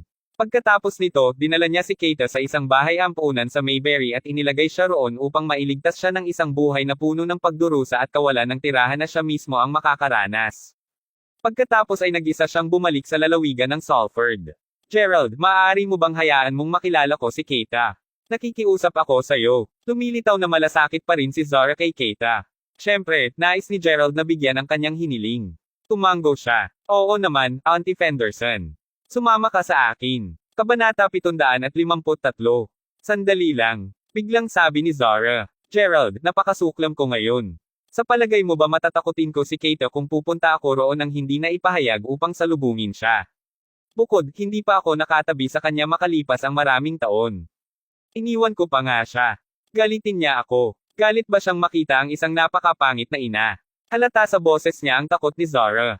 Talagang tatanggi siyang kilalanin ako bilang kanyang ina dahil ako ay isang malupit at pangit na babae. Tsaka, sobrang biglaan. Matatanggap ba ito ni Keita? Hinawakan ni Zara ang mukha niya habang nagsasalita. Napakamot ng ulo si Gerald. Kung sasabihin ko kay Keita na ikaw ang kanyang ina, siguradong nasasabik siya. Sa palagay ko hindi mo lang siya gaanong kilala ngunit napakabait niyang binibini. Hindi iyon gagawin. Gerald, paano ito? Gumawa lamang ng ilang mga kaayusan para makapunta ako at maging isang yaya para kay Keita. Alam ko na may pagkakataon na hamakin niya ako bilang kanyang yaya, ngunit may gusto lang akong gawin para kay Keita. Handa akong gumawa para sa kanya. Anumang bagay. Sabi ni Zara. Sige, gagawin ko ang mga kinakailangang pag-aayos pagkatapos. Sasabihin lang namin kay Keita ang totoo kung ang pagkakataon ay ipakita sa hinaharap. Ito ang pinakakaya niyang gawin sa ngayon kahit papaano. Umalis na si Jasmine kasama si Mindy. Si Marvin at ang iba pa ay naghihintay kasama ang sasakyan sa labas para bumalik si Gerald. Hindi sila hiniling ni Gerald na manatili sa likuran ng bahay kaya't hindi sila naglakas loob na gawin iyon. Ito ay talagang hindi maginhawa kung si Zara ay nakatag kasama nila. Sa makatuwid, hiniling niya kay Stella na umalis muna kasama si Marvin at ang natitirang pangkat. Pagkatapos nito, kumuha si Gerald ng isa pang kotse at dinala si Zara sa villa kung saan siya kasalukuyang naninirahan. Tayo na, Auntie Fenderson. Dito talaga. Nang marating nila ang pintuan ng villa, mapait nang ngumiti si Gerald nang makita niya si Zara na nakatayo roon, tuluyan ng nagyelo. Ay, tama. Binuksan ang pinto. Keita. Keita. Dalawang sigaw ni Gerald. Walang tao sa bahay. Ipinalagay niya na dapat lumabas si Keita upang bumili ng mga gamit. Wala siya sa paligid. Tia Fenderson, mangyaring maghintay sandali. Bahagyang tumango si Zara. Gerald, gusto kong pumunta sa kwarto ni Keita at tingnan. Iyon ba ay isang abala? Tanong niya. Hindi. Hindi talaga. Hayaan mo akong dalhin ka doon. Pagkatapos ay binuksan ni Gerald ang pinto ng silid ni Keita. Gayunpaman, hindi siya pumasok sa silid. Si Zara ang pumasok sa silid na may pula at luhang mga mata. Ang silid ay naayos ng walang kahit isang bagay na wala sa lugar. Walang kahit isang maliit na piraso ng alikabok sa kanyang silid kahit na sa mga sulok at ito ay kasing malinis ng isang bagong pin. Sa Cobb 8, ang mga damit ni Keita na karaniwang isinusuot niya ay naayos ng maayos. Pagkatapos ay naglakad siya patungo sa desk ni Keita. Mayroong isang frame ng larawan sa mesa, at naglalaman ito ng larawan ni Keita. Hindi na napigilan ni Zara ang kanyang luha nang makita ang litrato ng kanyang baby girl. Sa litrato, halos kamukha niya si Keita noong bata pa siya. Anak na babae. Anak ko talaga siya. Kamukha niya talaga ako. Walang nagpasaya sa kanya kaysa sa muling pagsasama sa sarili niyang anak na babae. Napagtanto niya na mahal pa rin siya ng Diyos. Dinaikit niya ang frame ng larawan sa kanyang dibdib at nagpatuloy sa paghikbi saglit. Bigla siyang sumulyap sa desk at nakita niyang may notebook dito. Binuksan niya ito at tiningnan. Puno ito ng maayos at magandang sulat kamay ni Keita. Kabanata 754. Iyon ang tala-arawan ni Keita. Sa lahat ng mga taon palagi siyang may ugali ng pag-iingat ng isang tala-arawan. Binaligtad ni Zara ang unang pahina, at ito ay mula pa noong una nang makilala ni Keita si Gerald. Naging guro ako ng kindergarten ngayon. Medyo nasiyahan ako mula nang makita ko ang mga bata na masaya at masayahin araw-araw. Hindi pa ako nagkakaroon ng isang ina mula pa noong bata pa ako. Marahil ay hindi ako magiging labis na pag-iisa sa piling ng pangkat na ito ng labis na kasiyahan, mga bulang bata. Ngayon, narinig ko ang isang kasamahan na nagsasalita tungkol sa akin sa likuran ko. Sinabi ng guro na iyon na lumaki ako sa isang bahay ampunan at iniwan ako ng aking mga magulang noong bata pa ako. Nagkunwari akong parang hindi ko narinig, ngunit sobrang nalungkot ako at nababagabag. Inaasahan kong makikilala ko ang aking mga magulang balang araw, kaya maaari kong tanungin sila kung bakit nila ako pinabayaan. Bakit hindi nila ako mabigyan ng isang maganda at masayang pagkabata? Bakit? Panipi tuldok panipi. Nagtatrabaho ako ngayon sa isang restaurant. Nagkamali ako kaya ako pinagalitan ng aking superior. Isang mayamang binata ang tumulong sa akin. Sa ilang kadahilanan, alam kong may mabait siyang kaluluwa sa sandaling nakikita ko siya. Nakilala ko siya ulit at tinulungan niya ulit ako. Ngunit kinakabahan ako sa tuwing nakikita ko siya. Dahil mayaman siya, at mahirap lang ako na babae. Gayunpaman, sinabi niya sa akin na mayroon siyang katulad na karanasan sa akin.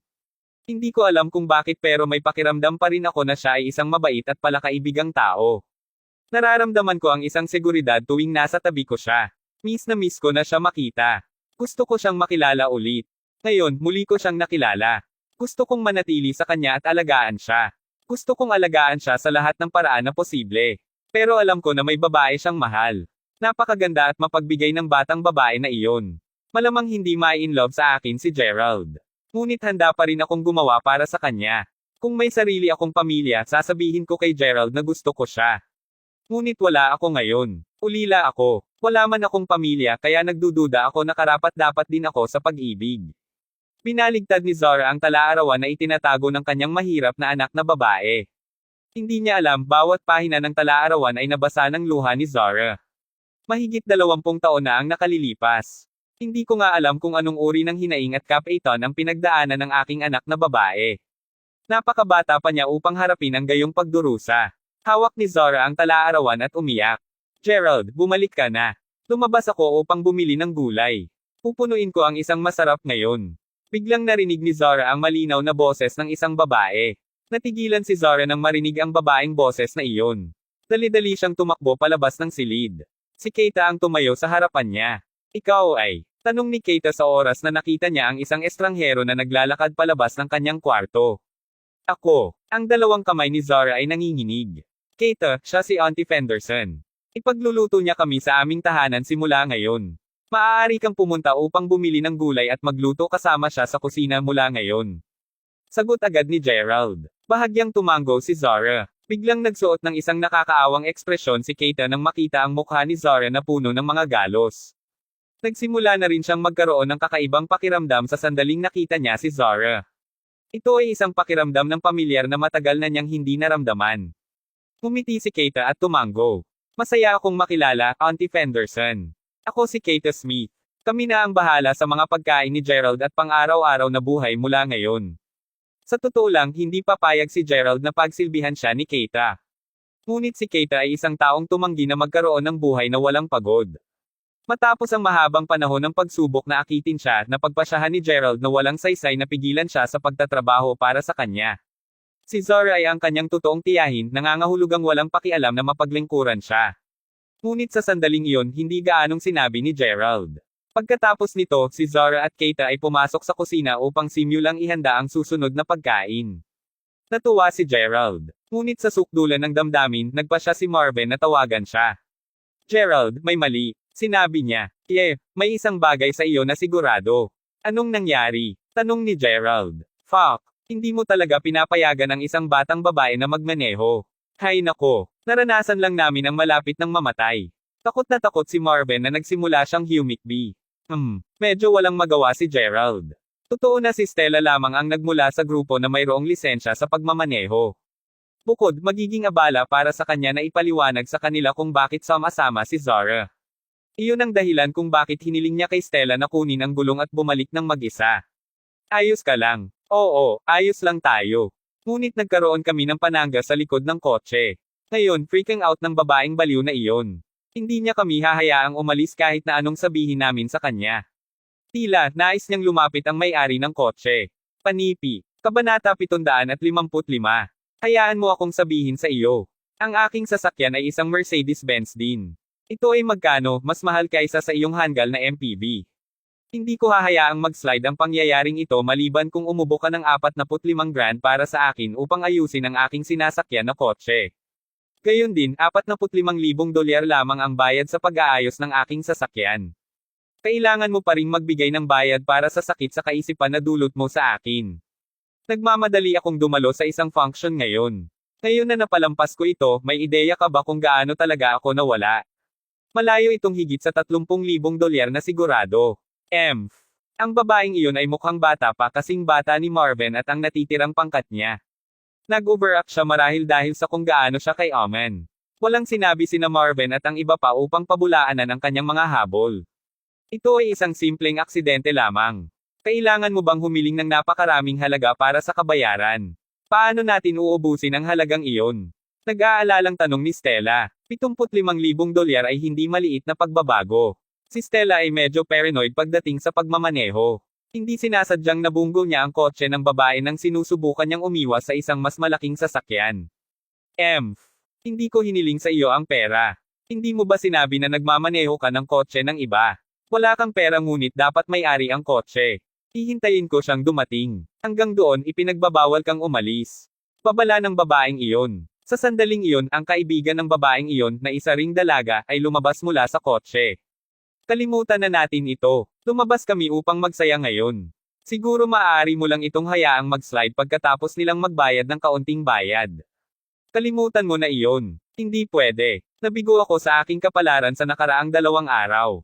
Tulad ng impyerno, hahayaan ko ang slide na ito.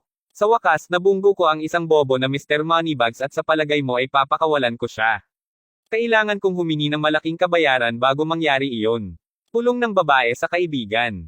Pagkatapos nito, tumayo siya sa gilid ng kalsada at tumawag sa isang tao sa kanyang telepono. Marvin, tinawagan mo si Gerald. Tanong ni Stella kay Marvin. Oo, ginawa ko. Medyo malapit kami sa bahay niya. Sinabi niya na pupunta siya kaagad. Sumpa babae. Medyo pesky ka naman di ba halos nasa bahay na namin siya kaya umalis na sa Balisaya, Pintoma. Saway ni Marvin kay Stella. Sinabi ko na sa iyo na hindi ko ito sadya. Paano mo ako sinigawan para dyan? Naluluha na sabi ni Stella. Isang basurang bag ka na walang silbi. Tumigil sa pagsasalita si Marvin matapos siyang nasiyahan sa paglabas ng kanyang galit kay Stella. Nag-squat siya sa daan at may tiyagang naghintay sa pagdating ni Gerald. Bigla, isang malaking dami ng tao ang nabuo sa paligid ng lugar ng banggaan. Hoy! Mukhang isang seryosong mababanggon. Ang ganda rin ng kotse. Socks cast. Sayang, binibini. Napansin ng mga lalaking nagmamasid kung gaano kaganda ang driver ng kotse na nasa likuran. Siya ay may isang natural na nakakaakit na mukha kung saan ang mga kalalakihan ay may gawin na umakit. Alam nila mula sa isang sulyap lamang na siya ang uri ng mayamang ginang na masayang nasiyahan sa kanyang buhay. Ang mga bamilya ay nagsimulang lumitaw sa itaas ng kanilang mga ulo. Pagkatapos ay nilapitan nila ang babae marahil sa pagtatangka na palayawin siya. At binabae ng babaeng iyon ang kanyang tawag. Tama iyan. Nabili ko lang ang kotseng ito kanina. Kakailanganin ko ng 45 grand upang ayusin ang kotse, at isang karagdagang 30,000 para sa stress sa kaisipan na pinagdaanan nila ako. Ito ay isang maliit na halaga pa rin. Hindi mo ba makita kung gaano bago ang aking sasakyan? Nga pala, nandito na ba ang may-ari ng kotse? Hindi mo ba sinabi na malapit siya nakatira? Hindi ba dapat siya narito ngayon? Tandang pananong. Malapit na siya rito. Sagot ni Marvin. Miss, hindi ba't nagsisinungaling sila sa iyo? Sa sandaling iyon sinabi ng dumaan. Anong ibig mong sabihin? Nataranta ang babae. Nasa pinakamayaman kami na kapitbahayan sa lalawigan ng Salford kung saan nakatira ang karamihan sa mga bilyonaryo. Paano ko ito may lalagay ng maayos? Sa gayon, ang mga taong nakatira dito ay nagkakahalaga ng hindi bababa sa $150 milyong. Kung hindi dahil sa kung gaano kaganda ang tanawin sa lokal na parke dito, hindi talaga tayo bibitay dito. Ang matematika ay hindi lamang nagdaragdag. Ay hindi paraan na ang isang tao mula sa kapitbahayan na ito nagmamay-ari ng tulad ng isang crappy kotse tulad ng sa kanila. Ang kotse na iyon ay mukhang 60 o 70 engranding gastos lang mga top. Sinabi ng dumaan. Totoo yan. Baka lokohin talaga nila ako. Tatanungin kita. Talaga bang taga rito ang boss mo? Tanong ng babae. Oo, mananatili siya sa Glorious Moment Villa sa County Salford. Sagot ni Marvin. Kabanata 756. Hahaha. Damn. Kumuha ng isang pagload ng taong ito. Ang Glorious Moment Villa ay ang pinakamahal na pag-aari sa buong Salford County. Ang isang lugar na tulad nito ay nagkakahalaga ng humigit kumulang $12 milyong. Tulad ng impyerno ang may-ari ng lugar na iyon ay isinasaalang-alang din ang pagmamay-ari ng isang bobo na maliit na merc. Nakikita ko ito ngayon. Miss, hulaan ko ang mga taong ito ay sinusubukan lamang na takutin ka. Kung sa bagay, ang isang nakatira sa Glorious Moment Villa ay hindi dapat thrift lane. Ang ilang mga dumadaan ay tumawa sa tawa. Ang babae, syempre, narinig na binanggit din nila ang Glorious Moment Villa. Galit niyang kinalas ang mga ito, wala na ba kayong isip? Hayaan mo akong sabihin sa iyo. Ang mas maraming pag-aaksaya mo ng aking oras, mas maraming kabayaran na babayaran mo sa akin para sa aking emosyonal na pagkabalisa. Paano mo ba naisip na takutin ako? Alam ng kasintahan ko ang ilan sa mga taong mananatili sa Glorious Moment Villa. Sino ang iyong boss? Hulaan natin malalaman natin pagkatapos tumawag ako upang tanungin ang tungkol dito. Galit na galit si Marvin sa kanyang sinabi. Gayunpaman sa susunod na sandali siya ay tuwang-tuwang tumayo. Pagkatapos ay itinuro niya ang tila isang random na direksyon habang sinabi niya, narito siya. Ang babae at ang mga nosy na dumadaan ay sumilip sa direksyong tinuro niya. Nagsisinungaling ka ba? Alin ang iyong boss? Mapanukso na tanong ng babae. Ang may cap sa electric tricycle. Sinabi ni Marvin na ang mukha niya ay buong baluktot. Mauditang nagmura siya sa sarili niyang pag-iisip. Bakit kinailangan sumakay ni Gerald ng isang dekorienteng tricycle dito? Damn! Boss mo ba yan? Kailangan mo akong loko hindi ba? Ang babae ay lumipad sa isang galit na galit. Pumalaklak ang mga tao sa paligid. Si Gerald sa kanyang hanggal na maliit na tricycle na dekoryente ay lumapit sa kaguluhan. Nakita niya ang mga tao na nakatayo doon tumatawa na ang kanilang mga kamay sa kanilang tiyan. Tila masigla sa kanya. Hindi ito tulad ng matutulungan niya rin ito. Hindi siya nagmaneho ng sarili niyang sasakyan doon. Palagi siyang may mga kotseng naghihintay para sa kanya kahit kailan niya nais na makipagsapalaran sa labas ng kanyang pag-aari. Gayunpaman, ang nangyari ay masyadong bigla. Ano pa ang pinangyarihan ng sinasabing aksidente ay isang bato lamang ang layo mula sa kanyang bahay. Naisip niya na magiging impudent sa kanya na tawagan ang kanyang driver na dumating at dalhin siya sa isang maikling biyahe na madali niyang makukumpleto ang kanyang sarili.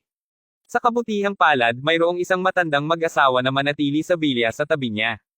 Medyo close din sila ni Gerald. Lumabas ang matanda sa kanyang bayan upang tumulong sa pangangalaga sa bilya ng kanyang anak. Gayunpaman, mula sa kanayunan, matagal na siyang lumaki sa pagsakay sa mga dekoryenteng tricycle. Kaya, binili siya ng kanyang anak ng bago kahit na nakatira sila sa gitna ng isang upscale na kapitbahayan. Kailangang makitungo si Gerald sa isang bagay sa malapit kaya't nagpunta siya at hiniram ang sasakyan sa matandang iyon. Bukod, ang dekoryenteng tricycle ay medyo malakas pa rin. Huminto si Gerald sa pinangyarihan ng aksidente sa sasakyan. Pagkatapos ay hinubad niya ang cap na suot niya. Ang babae na ang kotse ay likuran ng mga kaibigan ni Gerald, naisip na sa wakas ay nadapa niya ang madaling karne. Bigla niyang naramdaman ang pagnanasa na bully ang lalaking nasa tricycle. Ngunit nakilala niya ang mukha ni Gerald ilang segundo. Natigilan siya bigla. Damn! Gerald! Ikaw! Gerald! Ang kanyang iba pang kaibigan, na pinayuhan siyang umatras ngayon ay sumigaw din sa pagtataka. Vincy, Zyla, ikaw na naman. Natigilan din si Gerald. Hindi na pag-isipan na bumagsak si Stella sa sasakyan ni Zyla. Napakaliit na mundo. Nasa sabik si Zyla na makita si Gerald. Naisip niya na sa wakas dumating na ang pagkakataon na makalapit siya kay Gerald. Ang katotohanan na siya ay nakasakay sa isang dekuryenteng tricycle ay nakumpirma ang hinala niya noong isang araw. Gerald. Bagaman kami ay mga kakilala, ang mamahaling kotse na ito ay pagmamayari ng aking kasintahan. Ito ay medyo mahal tulad ng nakikita mo. Maaaring hindi ako makagawa ng isang malaking pakikitungo sa kung ito ang aking sasakyan, ngunit hindi iyan ang kaso. Humihingi ako ng paumanhin, ngunit ayon sa aking mga kalkulasyon, kakailanganin ko ng 75,000 upang makabawi sa aksidenteng ito. Wala nang, at tiyak na hindi ko kulangin. Hoy, Zyla, anong ginagawa mo? Nakalimutan mo bang kaklase namin si Gerald? Mabilis na inalis ni Vinci ang kanyang kaibigan mula sa paggawa ng labis na mga paghahabol. Wala akong pakialam. Kailangan niyang pag-uboy nito dahil ang kotse niya ang sumabog sa akin. Tsaka sino si Gerald? Kahit na si Chairman Gordon ay kailangang ibalik sa kanya ang isang toast pabalik sa pagdiriwang na iyon. Nakalimutan mo ba na ang kanyang kaibigan sa pagkabata ay nagtatrabaho sa industriya ng sasakyan? Gaano ka Jose ito? Duda ako na mag-aalanggan pa siya na bayaran kami ng pera. Ngayon, hindi ba ako tama, Gerald? Piniro ni Zyla at sinabing, at saka, sinabi ng kaibigan niya na si Gerald ay nakatira sa Glorious Moment Villa. Naiintindihan mo ba kung ano ang ipinahihiwatig nito? Nagsalita si Zyla na parang sirang chatterbox. Si Gerald ay medyo walang magawa nang makita niya ang pag-arte nito sa ganoong pamamaraan. Biglang tumunog ang kanyang telepono. Kabanata 757. Kumusta, G. Crawford? Ako si Xavier. Si Xavier ay tagapangulo Gordon. Nakilala siya ni Gerald sa labis na pagmemerkado para sa Mountaintop Villa sa Howard County, Kamakalawa. Nagpalitan sila ng mga numero sa kanilang maikling pakikipag-ugnayan doon. Sarap pakinggan muli sa iyo, Chairman Gordon. Mayroon ba akong maitutulong sa iyo? Ngumiti si Gerald at sinabi. Oo, may isang bagay na nais kong pag-usapan. Nag-oorganisa kami ng isang piging at inimbitahan namin ang mga mayamang negosyante mula sa iba markang paiwati ibang lugar na dumalo sa kaganapan. Noong una hindi kami naglakas loob na aanyayahan ka dahil kami ay mga negosyante lamang at maaaring maging isang abala para sa iyo na dumalo sa aming piging. Ngunit ang sagot na natanggap namin ay nakakagulat. Ang mga mayamang negosyante at kilalang miyembro ng lipunan ni Mayberry ay sumang-ayon na dumating. Sinabi ng mga pangulong iyon na sila ay iyong mga sakop. Kaya tumatawag ako upang tanungin kung malaya kang dumalo sa aming maliit na kapistahan. Sabi ni Xavier, ang paggawa ng tunay na negosyo at kumita ng pera ay mga side quest lamang kapag naabot ng isang tao ang antas ng Xavier sa mundo ng negosyo. Para sa mga taong katulad niya, ang mga koneksyon ay katumbas ng negosyo. Ito ay mas matalino upang mapanatili at bumuo ng mga koneksyon kaysa kumpara sa pagbuo ng isang proyekto. Iyon ang dahilan kung bakit gustong-gusto ng mga mayayaman na negosyante na magdaos ng mga pagpapaandar kung saan maaari silang makisalamuha. Ito ay dahil maaaring makilala nila ang mga pangulo ng iba pang mga kumpanya. Doon, gagawa sila ng mga bagong koneksyon at ang mga bagong koneksyon ay nangangahulugang mga bagong pagkakataon. Walang pagbubukod si Gerald sa pagkakaroon ng ugali na ito ng regular na pagdalo sa mga function. Nahirapan si Gerald na tanggihan ang pakikitungo ni Xavier. Ngunit ngayon wala talaga siyang oras na ibinigay ang kasalukuyang mga pangyayari na nahanap niya ang kanyang sarili. Masungit niyang tinanggihan ang paanyaya na inabot sa kanya ni G. Xavier. Ibinaba niya ang telepono pagkatapos. Tila na aktibong sinisiyasat ni Zyla ang pag-uusap ni Gerald sa telepono. Sino ang magtrato sa iyo sa isang pagkain sa oras na ito? Aling tagapangulo Gordon iyon? Maaari ba itong si Chairman Gordon mula noon? Nagtataka na tanong ni Zyla. Kung sa bagay kinaiinisan ni Zyla ang ideya na maging malapit si Gerald kay Chairman Gordon. Wala itong tao. Mapait na ngumiti si Gerald. Nakita ko ang pinsala sa likuran ng iyong sasakyan ngayon lang. Zyla, hindi ba sobra upang humingi ng 75,000 dolyar? Mayaman si Gerald, ngunit hindi siya tanga. Hindi ba sobra? Fuck. Ang mga kalalakihan mula sa garahe ay darating at susuriin ang pinsala sa lalong madaling panahon. Makikita mo ito pagkatapos. Marahil ay gagastos pa ito ng higit sa aking tinantyang halaga. Gumagawa ka lang ng mga palusot dahil hindi mo man lang mabayaran ang hinihiling ko. Sabi ni Zyla. Pagkatapos nito tumawid siya sa kanyang dibdib at hinintay ang pagdating ng mga asesor ng pinsala sa sasakyan. Kahapon lang nag-alala siyang magginto si Gerald matapos maging pamilyar kay Chairman Gordon sa pagdiriwang. Ipinaliwanag iyon kung bakit siya ay nasa isang masamang kalagayan ngayon. Ngunit nawala ang pag-aalala ni Zyla sa sandaling nakita niya si Gerald na dumating sa kanyang uto na maliit na tricycle na dekuryente. Upang isipin na napakasira niya na kailangan pa niyang mag-bargain ng higit sa 75 grand. Makalipas ang ilang sandali, dumating ang mga taga-suri ng pinsala sa sasakyan mula sa garahe upang suriin ang pinsala sa kotse ni Zyla. Matapos suriin ang paligid ng kotse, bumulong sila sa isa't isa. Pagkatapos kinuha nila ang kanilang mga kagamitan at tumayo. Paano ito gaano karami ang kailangan natin para sa pag-aayos? Sigurado akong hindi bababa sa 75 grand. Sinabi ni Zyla na nakabras ang mga braso. Oo. Kung aayusin namin ang lahat ng mga pinsala, ang aming tinatansya na ang lahat ay marahil ay nagkakahalaga ng humigit kumulang 7,000 dolyar. Sumagot ang isa sa mga nagtasa. Damn! 70,000 dolyar. Masyadong malupit iyon. Nagtataka ang sigaw ng karamihan. Si Zyla ay labis na nagulat sa kanyang sarili habang inilabas niya ang kanyang dila kay Gerald. Humiling siya para sa 45,000 dolyar na ganap na batay sa kanyang sariling karanasan. Upang isipin na ang gastos ay halos 2 beses sa halagang iyon. Siya pa rin ang batang babae. Ang impluwensya at kapangyarihang taglay niya ay nagmula sa pagmamasid ng kasintahan. Siya mismo ay walang gaanong karanasan sa mga mamahaling kotse. Sa una, naisip pa niya na halos 30,000 dolyar lamang ang gastos. Ngumiti siya ng bahagya at sinabing, haha. Gerald, narinig mo yun. Ang bayad sa pag-aayos ng kotse ay humigit kumulang 70,000 dolyar. Bukod dyan, mayroon pa ring kabayaran para sa aking emosyonal na pagkabalisa dahil nasayang mo ang aking oras. Basta gawin ang pagkalkula sa iyong sarili at makita. Hayaan mo akong sabihin sa iyo. Tiyak na hindi ito malulutas kahit nasa 75,000 dolyar. Humingi ako ng 75,000 dolyar ngayon lang. Ngayon, tiyak na hindi ito magagawa sa 75,000 dolyar lamang. Ayokong gawing masama ka, ngunit ikaw ang tumanggi sa aking kabaitan. Pumunta ka at umiyak sa kanto kung ganon. Nakabalikat lang si Gerald nang walang salita sa pagbitiw sa tungkulin. Mabuti naman. Salamat sa iyong pagsusumikap. Sumulat sa akin ng isang CP para sa bayad sa pagkumpuni ng kotse. Maaari kang umalis pagkatapos nito. Narito, isang tip din.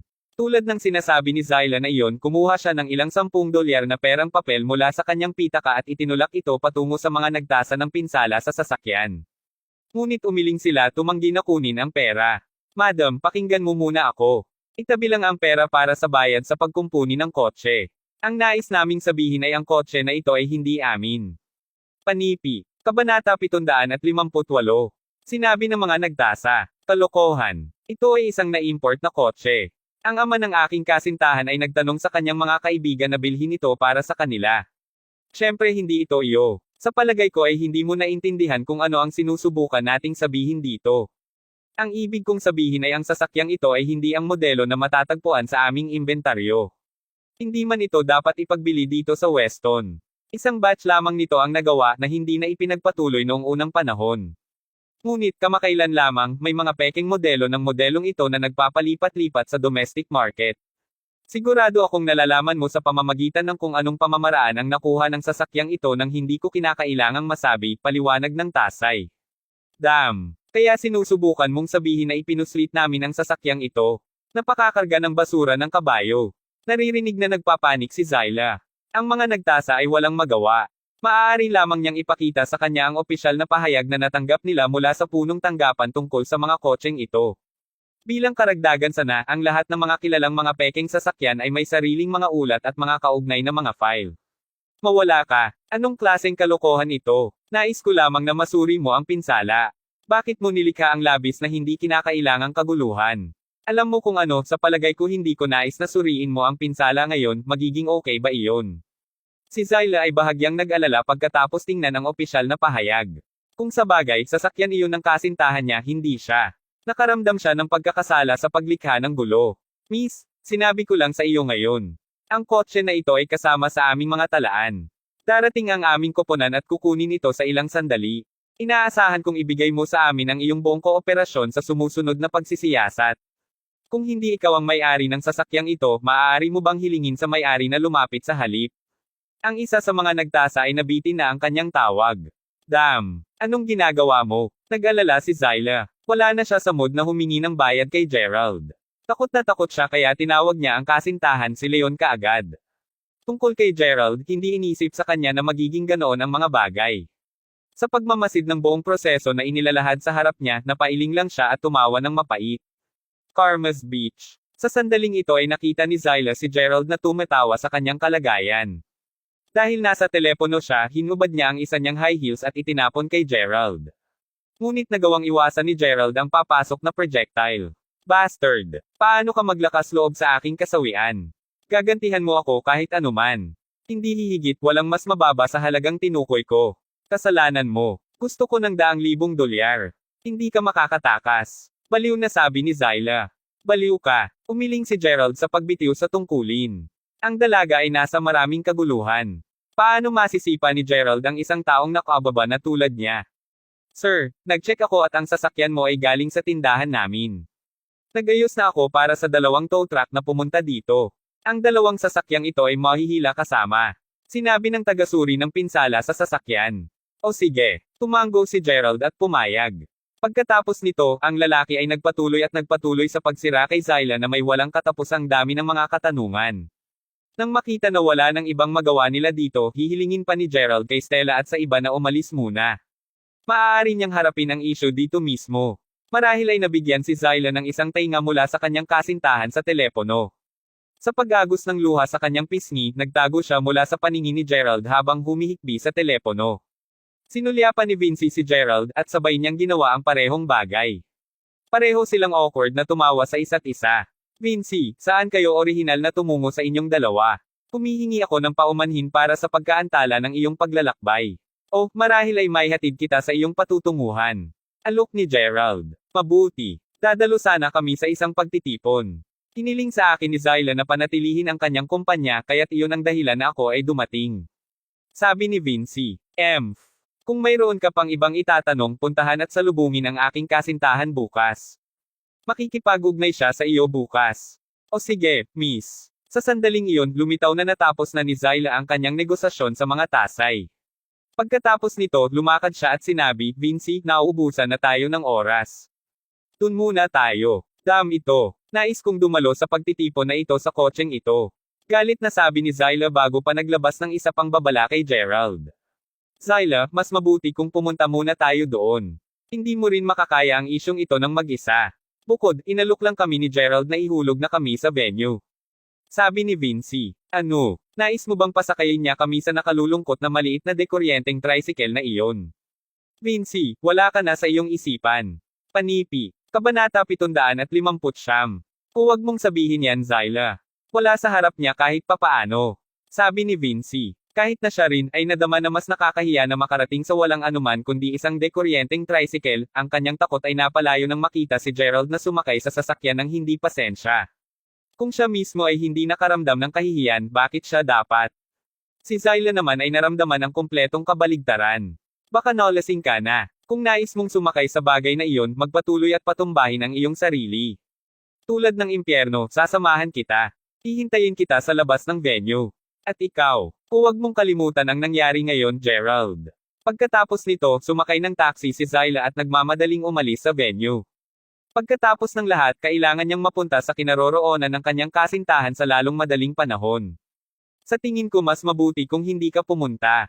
Makinig, ang paghagupit ng aking maliit na kapatid na babae ay isang tunay na masarap na pagkain. Bakit hindi ka lumapit sa aking lugar at sabay na kumain? Nasa tab ko ito. Alok ni Gerald. Kung sa bagay, nagkaroon pa rin ng uri ng pagkakaibigan sina Gerald at Vincy na pinagbahagi ng mga dating kaklase. Hindi, sa palagay ko hindi ko gagawin iyon. Kailangan kong panatilihin ang kumpanya niya, Gerald. Natatakot ako na kung papayagan ko siyang pumunta doon mismo, maghirap siya ng matinding pagkawala. Sa kabila ng kasuklam-suklam ng kanyang kaibigan, si Vincy ay nananatiling isang mabait na batang babae. Ngunit lihim na nahihiya si Vincy nang maisip niya ang eksena kung saan siya nakarating sa venue sa maliit na tricycle ni Gerald. Kahit na ang Vincy ay may napakahusay na ugali at asal, ito ay hindi maikikaila na ang bawat batang babae ay gustong-gusto ang mga marangyang bagay.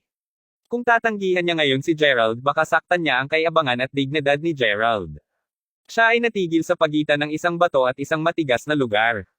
Gayunpaman, walang paraan palabas. Sa makatuwid, sinabi niya, sige, Gerald. Maaari mo lang akong ihulog sa pasukan. Oo naman. Ang dekuryenteng tricycle na ito ay napakalakas. Darating din tayo doon. Habang sinabi niya iyon, sumakay siya sa electrical tricycle. Beep, beep. Naghon pa nga siya ng 2 beses para i-prompt si Vincy na sumakay sa tricycle. Inayos ni Vinci ang kanyang buhok gamit ang mga daliri. Maraming mga tao ang tumitingin sa kanila na siyang namula sa kanyang malalim.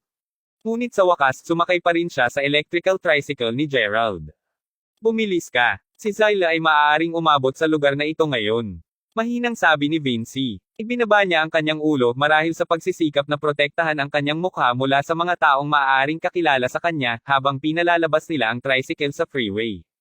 Sa kabilang banda, walang sinabi si Gerald nang makita niya si Vinci na ang mukha ay namula sa beat mula sa lahat ng pamumula.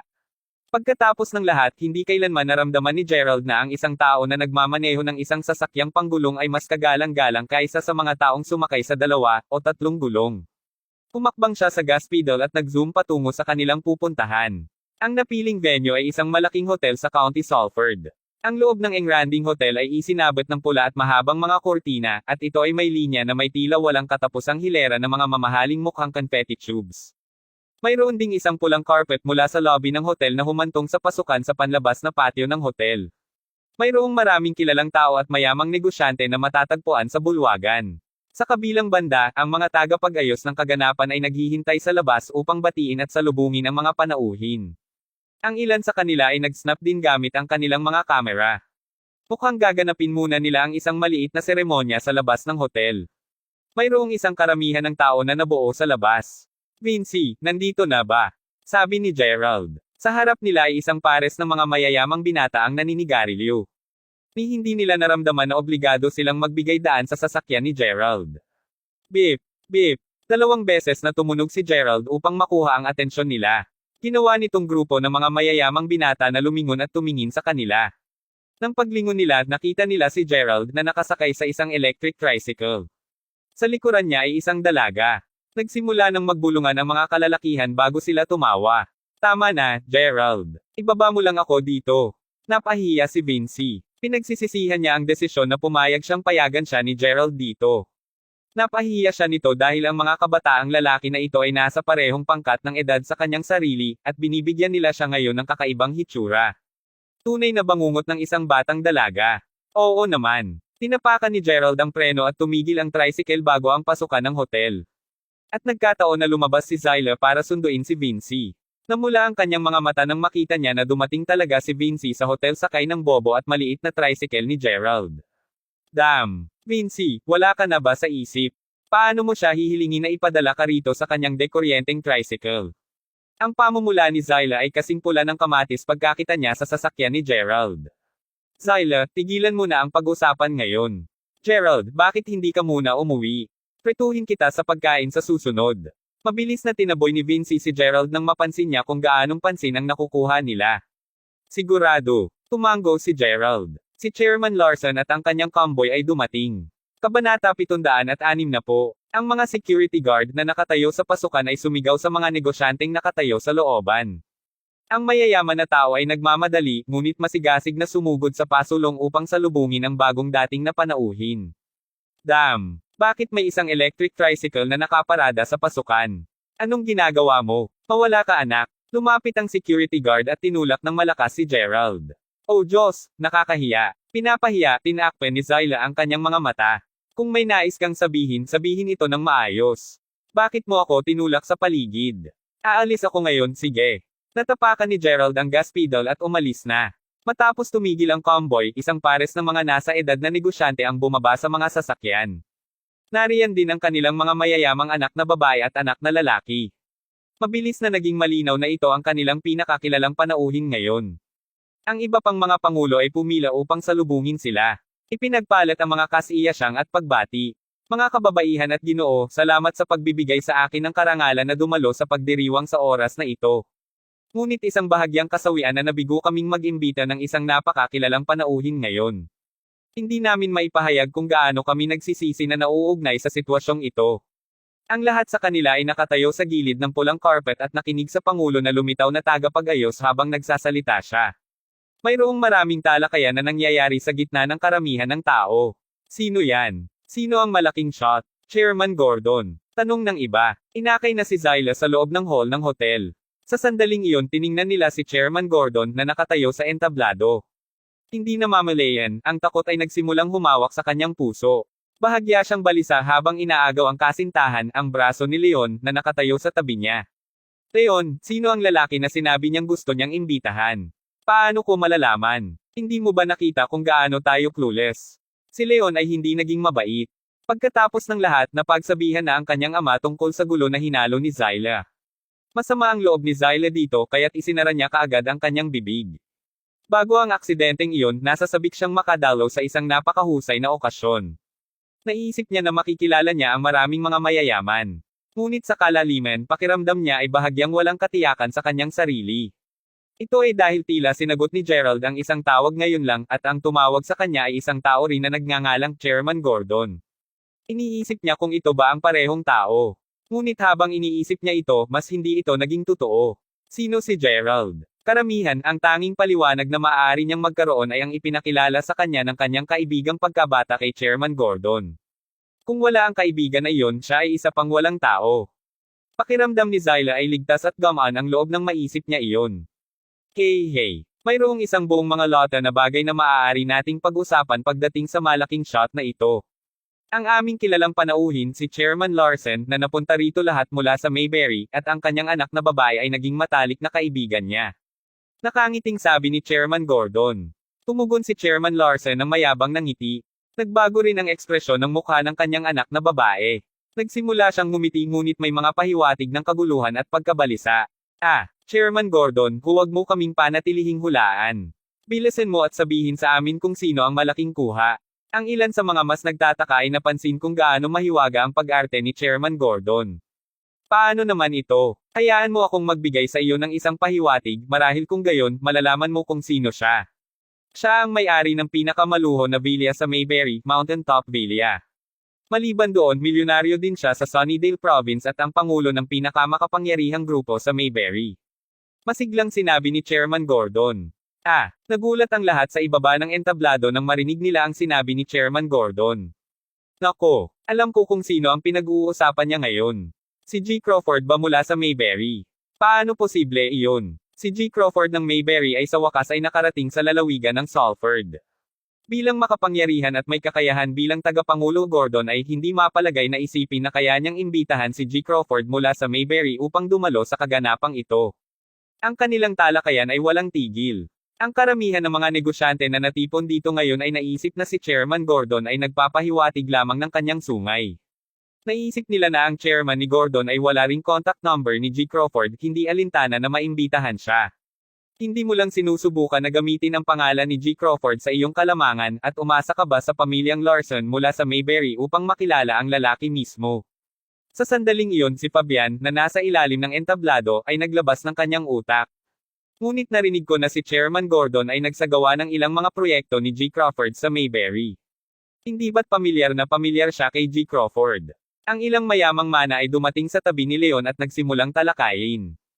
Zyla, Vinci, hindi ba kayong Mayberry ang dalawa?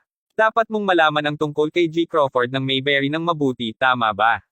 Sa labas ng publiko, disenteng tinatrato ni Fabian si Zyla. Kapwa umiling sina Zyla at Vinci at sinabi, narinig namin siya tungkol sa kanya mula sa aming mga kamag-aral. Siya ay napakalakas at maimpluwensyang. Lahat ng tao sa Mayberry ay may alam tungkol sa kanya. Ngunit wala na kaming ibang alam kaysa doon. Vinci, bakit hindi mo tanungin ang mga dating kaklase natin? Sa sobrang balisa ko ngayon na halos madurog ko ang aking telepono. Dahil ang mayamang tagapagmana ay nagsimulang pag-usapan ng tungkol kay G. Crawford, hindi nararapat sa kanya at makapangyarihang mahirap kung hindi siya lumahok sa talakayan, dahil siya ay taga Mayberry din. Tumango si Vinci. Siya ay umabot upang magmura para sa kanyang telepono sa kanyang bag ngunit nag-freeze siya ng ilang segundo. Ay hindi, sa palagay ko ay naiwan ko ang aking bag sa tricycle ni Gerald.